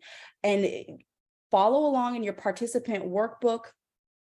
Your workbook will have prompts in there and just everything you need to get started in a practice. And this is going to be your first assignment, okay? First assignment. Everybody's paying attention, right? Okay. First assignment. I see y'all going off in the chat. Yes, we have assignments already. So your first assignment is going to be every single morning for 5 timed minutes. The first thing that you do when you wake up is going to be writing, excuse me. You're going to write. I'm talking about as soon as your alarm alerts, you are going to take your pen and your paper. You're going to have a notebook up under your pillow and just start to write. What will happen is that there is something called the twilight subconscious period, where we have a direct access to our subconscious mind right when we wake up. This is scientifically proven, by the way. Hit me up. I will get you the studies. But we have a direct access to our subconscious mind, our higher thinking self, our universal self, if you will, right when we wake up. And it is in that twilight moment that several inventors have had breakthroughs. Thomas Edison with the light bulb, for example. It is accessing that twilight subconscious period that we're able to see the genius and the brilliance arise within ourselves. So start to ask yourself, if you need help, you can start to just don't think about what it is that you're writing, just dump it all out. If you are someone who is frightened by a blank sheet of paper, don't know what to say, don't know what to do, don't know what to write, just anything that comes to mind. Just let it flow. Don't judge it. Just let it come out. Whatever it is. Oh, I don't know what kind of coffee I'm gonna have this morning. Oh, my breakfast. Oh, I gotta do this. I gotta do that. It might start out as a to-do list, but it will eventually emerge into those brilliant gems start to come out. So I also want you, if you have a challenge, you can use prompts. You can write down a question the night before. Okay, so write down a question from the night before. If it's something you need to answer, go ahead and answer it the first thing when you wake up. Now, the most important thing about this is consistency. We are just aiming to do this journal practice for 5 minutes first thing when we wake up, okay? And you can journal at a time that works for you, but do it at the same time every day. Consistency, consistency, consistency. All right. Oh, yes, don't stop until your timer goes off. And what you want to do, again, is just make sure that you are dumping everything out of your mind. Don't judge what you're saying. Use prompts if you need to just go ahead and get those thoughts out there. You can use prompts to help you out. Ask yourself a question the night before. Journal at a time that works for you. If early in the morning doesn't work for you, if you have a kid's foot in your nose in the morning, then go ahead and journal it in the evening or in your car or whatever works for you. The whole entire point is to be consistent and set your timer and don't stop until the timer goes off. Okay. Next up, we have mind monitoring, and that's our self-care clarity ritual. Number 2, you can meditate for only 90 seconds. Okay. I want you to only focus on getting 90 seconds of a meditation practice. Many people will tell you to start with 5 minutes, try to do 5 minutes. I have learned in my experience as a coach, 5 minutes is an eternity for some of us really cerebral, busy minds that we have, okay? 90 seconds is all you need, and consistency is your friend. 90 seconds at the side of your bed, just sitting up straight. You don't have to do crisscross applesauce. If that's not you, don't go for it. Sit up straight on the side of your bed. Make sure that your back is up straight and aligned. You don't necessarily have to be cross-legged, but if you feel like you need a meditation station, a pillow on the floor, go for it, sis. But all you need is 90 seconds. You want to create 90 seconds. And within that 90 seconds, that is going to be where you focus on your breath. And you're going to simply inhale one word and exhale another. It's very simple. 90 seconds. Inhale one word. Here, exhale now. I like to go here and now, depending on how I'm feeling, but inhale here, exhale now, or do what works for you. I have some clients that go inhale, come, exhale together, come together, come together. 90 seconds, that's all you need. You can try this also, a rise and fall. Inhale, rise, exhale, fall. Just visualizing a word or thinking about a word that accompanies your inhale and exhale. All you need is 90 seconds. Be consistent, set a timer, and try meditating for 90 seconds per day. You can do that. You can do anything for 90 seconds. Now, with that being said, I just want to stop here and take a breath because I want you to try something out with me. All right, you ready? Everybody ready? Ready? Go ahead and put it in the chat. Ready? Put it in the chat. Ready? Let me see. Make sure everybody's ready. We're ready to pick up what I'm about to lay down for you right now. Okay. So, at the sound of my voice, I want you to lean away from your computer or your phone. And I want you to look about the room that you're in right now. I want you to look about the room, and for every object that you see, just notice it. Don't label it. Just notice. I want you, if you're outside, take in your environment. Look at all the colors, the shapes, the varieties of items and objects you see. When you see an object, just notice it and move on to the next item. Try to observe without labeling. And notice where the light is coming from. Notice the shadows. Now I want you to take a deep breath, and I want you to engage your sense of hearing. Be still and notice what you hear. Maybe it's a humming. Try to hear with your left ear and then your right. Just notice all the sounds that are audible to you. Notice the silence in between the sounds. Now I want you to engage your sense of smell. Deeply breathe, inhaling through your nose, and notice what smells are present with you. What do you smell? Don't label it, just experience it. Now I want you, since your sense of feeling is engaged, let's go with that and feel the air passing through your nostrils and into your lungs.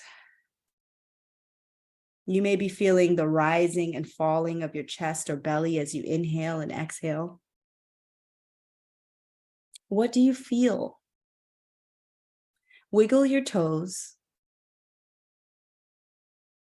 Feel how your feet feel in your socks or shoes or barefoot on the floor. Feel how it feels to be supported in your chair. Feel how your clothes feel on your skin and against your body. And finally, run your tongue along the roof of your mouth and the back of your teeth. What do you taste? Can you taste anything?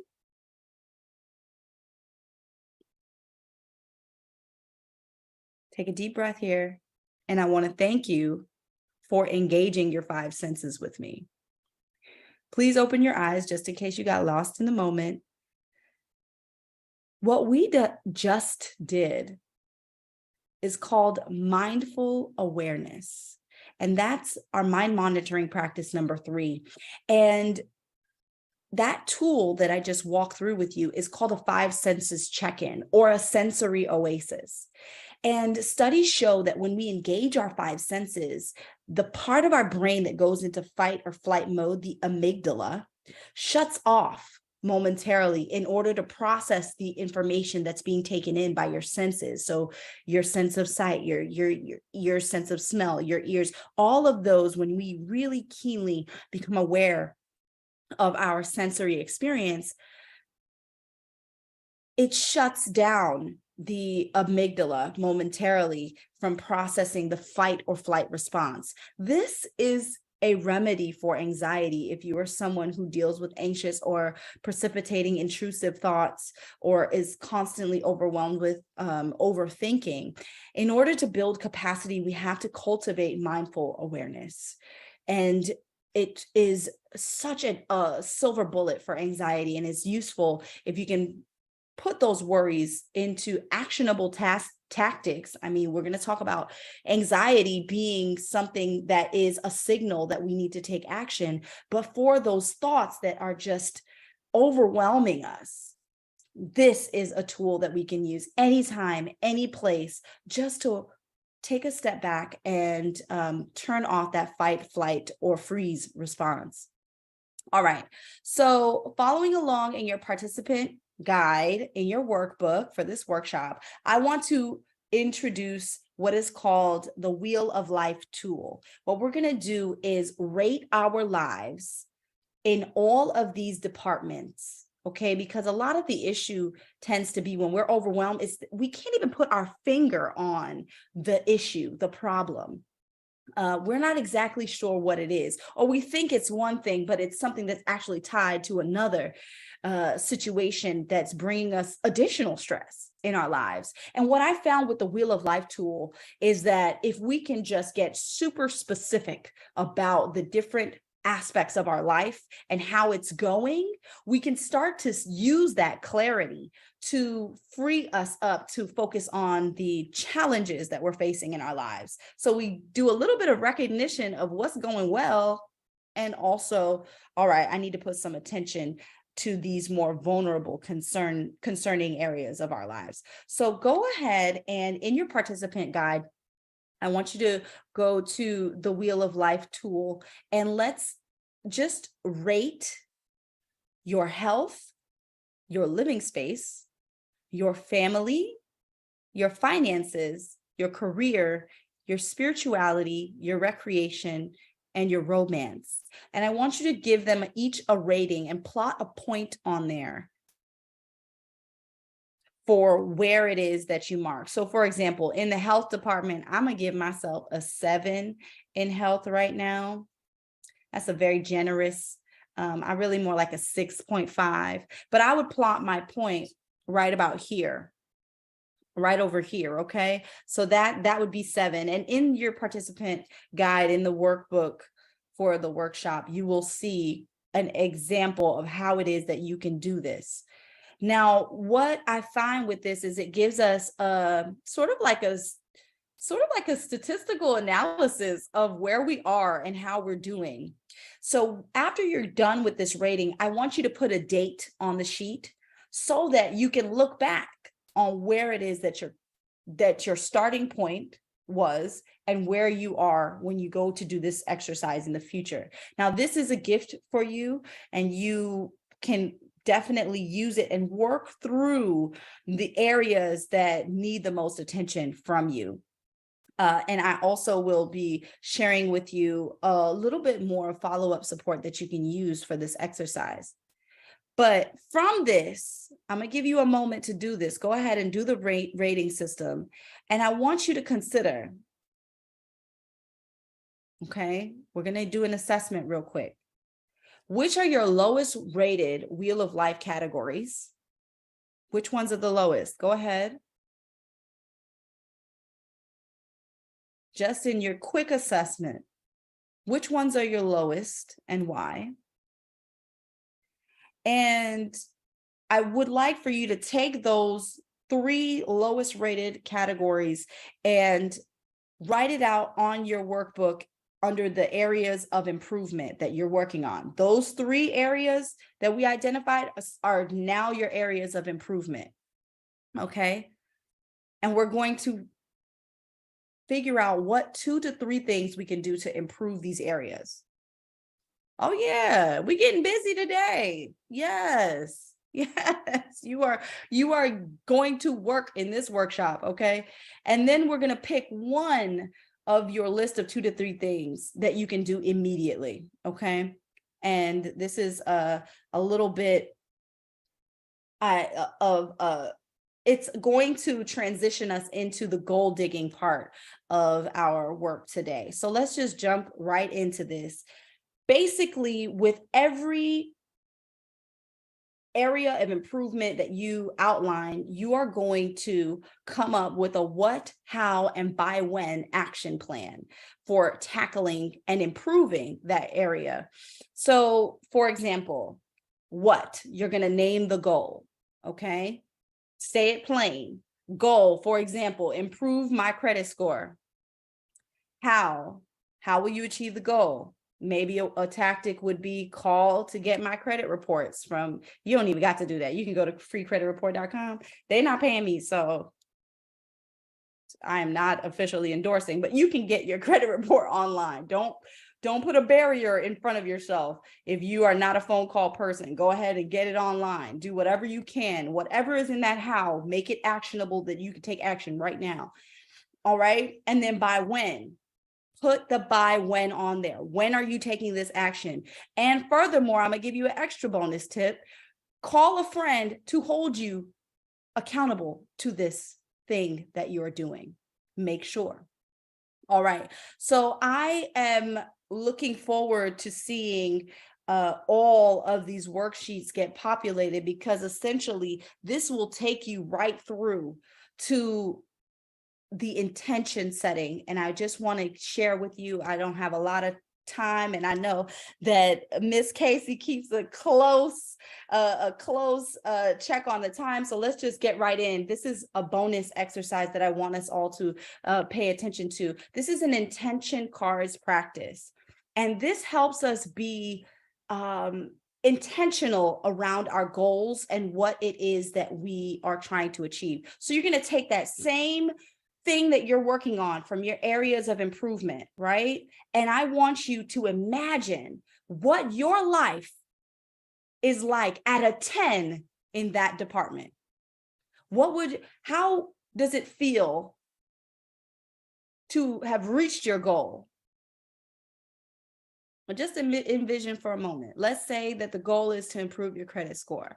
And let's say you went from a 5 something to a 780. How does that feel? Oh, yes, honey. How does that feel to achieve that goal? How does it feel if your goal is to leverage business credit and then you get $100,000 line of credit? How does that feel? And you have a plan to get some profit off of it. Amen. How does that feel? And I want you to put the feeling and get in touch with how it feels to achieve your goal. And the first part of that is going to be, fill in that feeling. I feel blank that I am now, and then say the goal. The last, that sentence right there is for the goal. So let me give you some examples real quick. I feel freaking awesome now that I am making an extra $1,000 a month in my business. Do y'all see how this practice is to connect your emotions of how you're going to feel when you accomplish your goal to the goal, so that you can powerfully align both your subconscious, your conscious, your heart, mind, and your thinking brain. Okay. All of it starts to align when we are bringing those emotions and the real world action together. So the next one is, I feel confident now that I am a paid public speaker. Oh, amen. That was one of mine. Oh, yes. And I do feel confident now that I'm a paid public speaker, but this was my intention card from 6 years ago. Y'all see what I'm saying? So I am hoping that this was as good for you as I intended for it to be. My hope is that each of you will meet your future self. I have a recording that is for you. Please take a moment to dive deeper into building your capacity through visualization. And the best way to do this is just by closing your eyes and following a guided meditation. This one that I've included for you is extra special.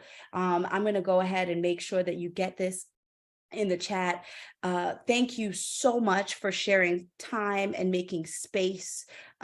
And I really want to implore all of you, at the sound of my voice, know your worth. You are so worthy. You are so valued. You are so loved. And you are made to do incredible, impactful, amazing things.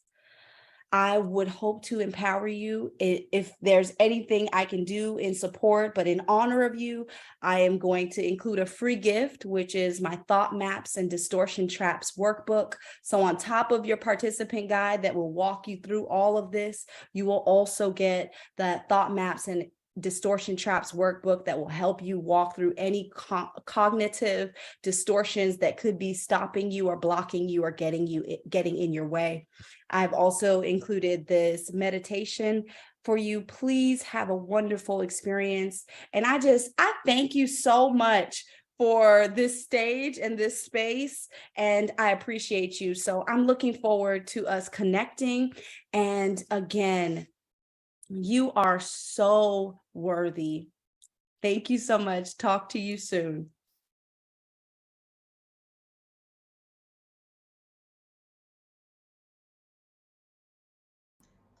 Yeah, y'all. Clap it up, clap it up, clap it up, clap it up, clap it up. Crystal, you are absolutely incredible. The chat was on fire. Some of our friends were in the wrong chat. They were in the feed. Just scroll up. Y'all will see the workbook.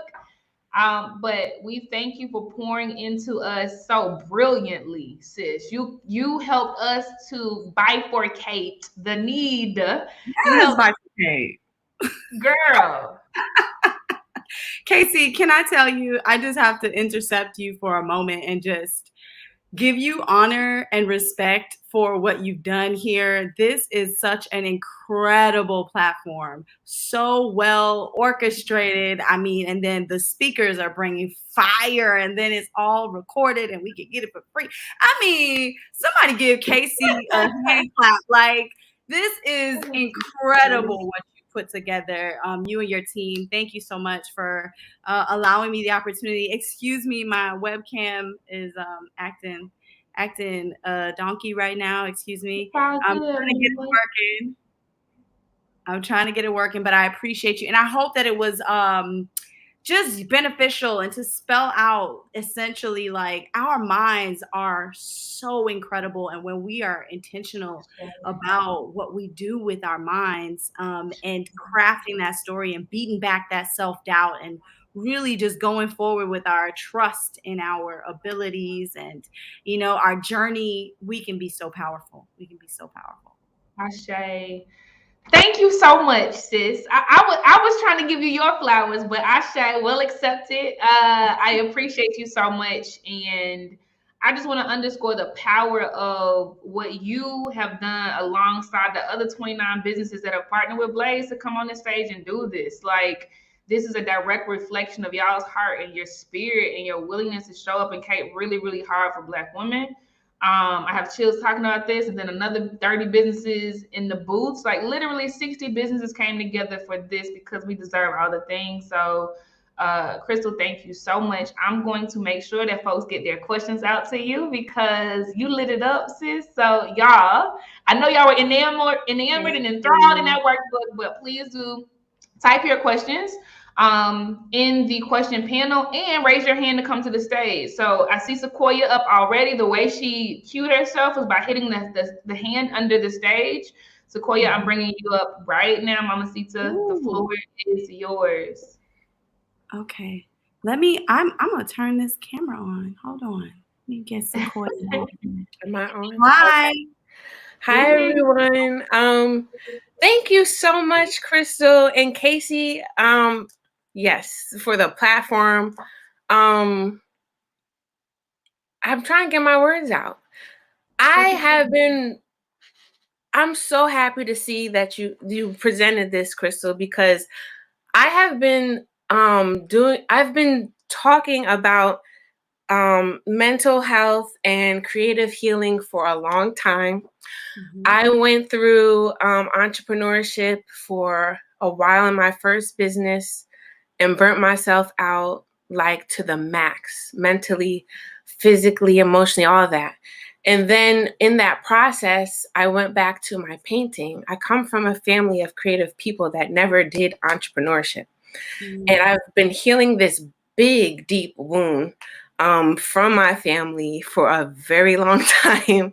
And when 2020 hit, up until the beginning of this year, I realized I was like, okay, I need the healing. Like, I was chasing for money, afraid of what would happen. And I was like, you know what? I'm going to stop what I'm doing because I need this healing. And when I finally stopped, more things came to me, and of course, more trust. I can go on, but I just want to say thank you for sharing the mental health aspect, because for me, because I didn't have a degree or degree in counseling or therapy, I felt like ashamed to talk about it. And my business is building the gap between the personal and the brand development and showcasing and helping people heal their business. And when they heal their business, they're healing themselves. And I like to incorporate chakras in this. And I get a little woo-woo, and you know, especially like within the areas that I have been in, it really wasn't accepting, or they just didn't understand. But I've been finding my footing and pushing back the negative things that we go through as entrepreneurs. And I just really want to say this was such a breathtaking, because like we went in today earlier with some other things, and that was a good, like today is coming through with the punches, but in a way it's enlightening, so this softened it up a little bit, but I appreciate this.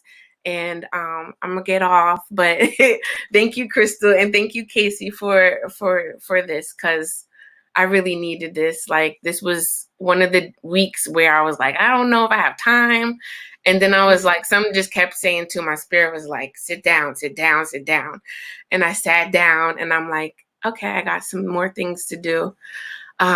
So yeah. Thank you, ladies. I just say something real quick, Sequoia. One, thank you for your courage, for stepping up and like being courageous to share a little bit of yourself and be vulnerable. And I think it was Kayla who said it in the last session. Entrepreneurship is your healing. You're gonna have. It's gonna be your job. I love that. I love that quote because it resonated with the work that we are all doing.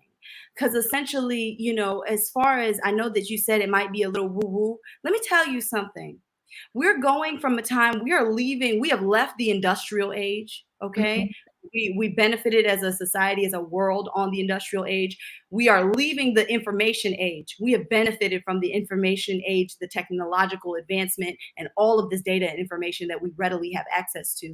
But really and truly, do you know that we are stepping into the intuition age now? Thank you for saying that. This is the truth, and I got to speak truth so that if anything that I find to be true and that I've read in my research, and I want to loan it out to my sisters who are going through the same struggle, we all are more susceptible to having these sorts of challenges in our mental health. I don't know the correlation exactly, whether it's because we are born this way, we crazy enough to step out and do it on our own, or if it's because we have put ourselves in this situation where we're more vulnerable to the different circumstances that might make us, a little more depressed, or a little more, anxious, or worried about all of it, or completely overwhelmed. But honestly, we need you. We need your voice. As we go into the intuition age, creativity is going to be one of the number one resources that human beings will need. Yeah. Number one. So creativity, being able to harness that intuition and being able to build the gap for others who are going from that black and white data world into that, what's the vibration like? Yeah. How is this, whatever external thing is happening to me, what lesson does that teach me? What thing am I going to release in my chakras because of this experience? These experiences that we have are here to agitate us.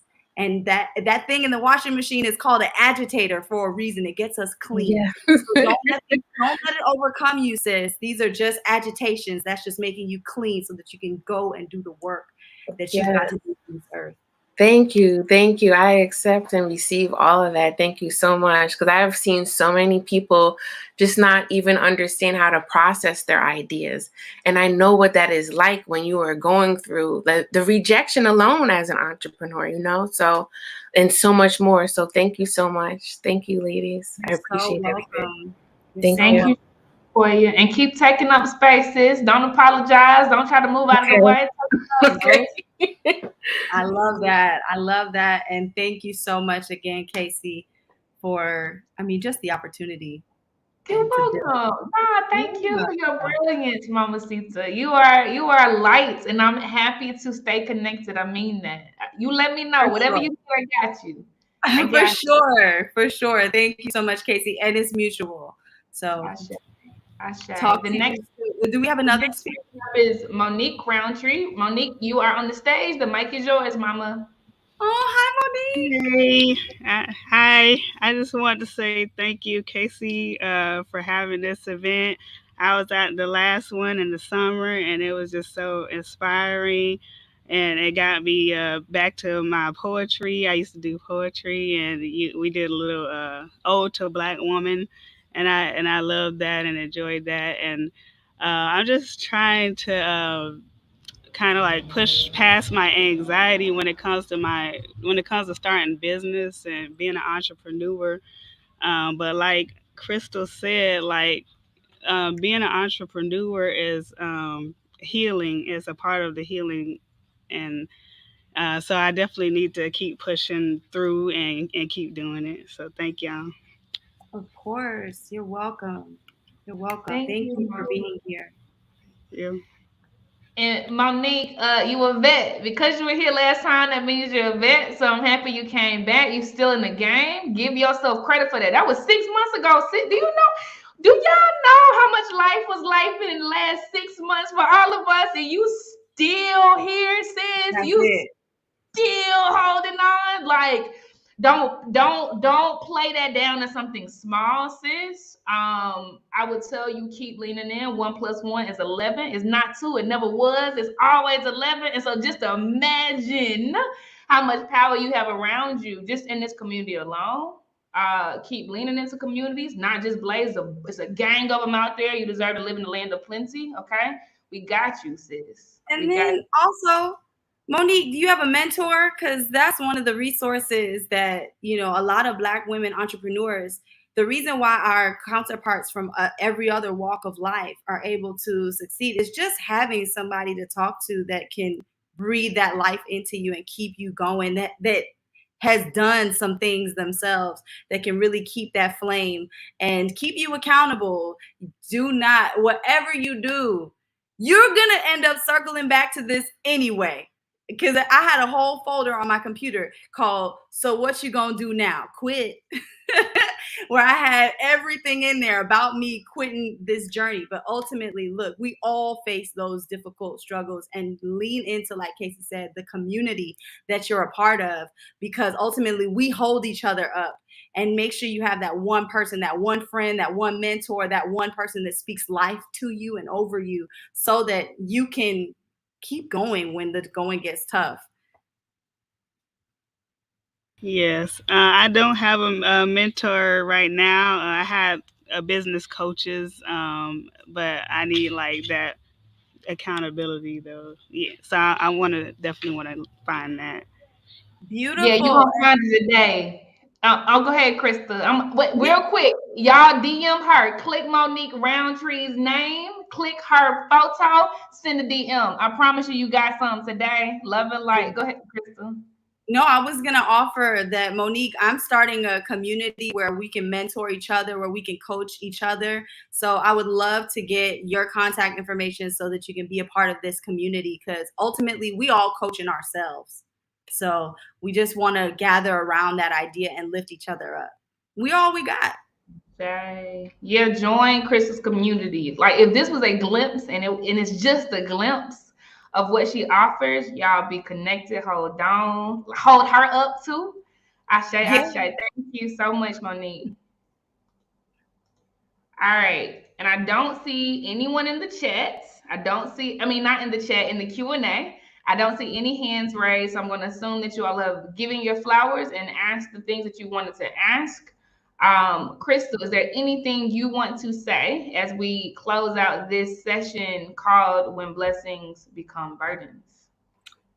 I just want to just take a moment and give space to every single woman who is here right now, every single person who is here right now, because ultimately there's a reason why we are in any moment that we're in, especially this one. There's a reason why you're at the Blaze Virtual Summit. There's a reason why you heard that nugget, that quote, that gem, that fire that you just can't get it out your ear. It's on your heart now. There's a reason why you came up on this information at the time that you did, so that you can be sharpened, so that you can add a little fuel to your cup, so that you can pour into somebody else and pour into your work. You are so, so purposeful. And now it's just time for us to walk into our purpose and our intention. And we all are doing that. We're doing it together. So I just want to thank each and every one of you that are here right now. Thank you. I am because you are. So thank you. And thank you, Casey.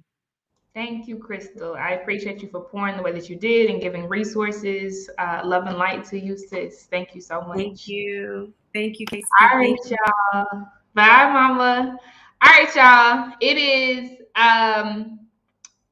going to be the last session right before the journal wind down. Today we were on a roller coaster by design. Yesterday was healthcare and all the things that are tied to transgenerational trauma, literally the trauma that runs through our veins. Let's talk about it. And we did. Today got closer to home, right? We had to own some things, right? All day long. We had to own some things. And this particular session was no exception.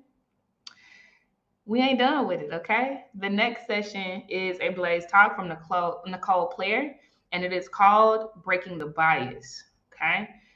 That is the last session before we do the journal wind down, which is about attachment. Neff is gonna come back up and carry us home, okay? But yeah, Ashley said wig got snatched. Oh, I mean snatched, okay? I'll see y'all in the other session. Again, this one is called Breaking the Bias, and then we are going to allow Neff to close us out with a 30-minute journal wind down session. I'll see y'all on the other side.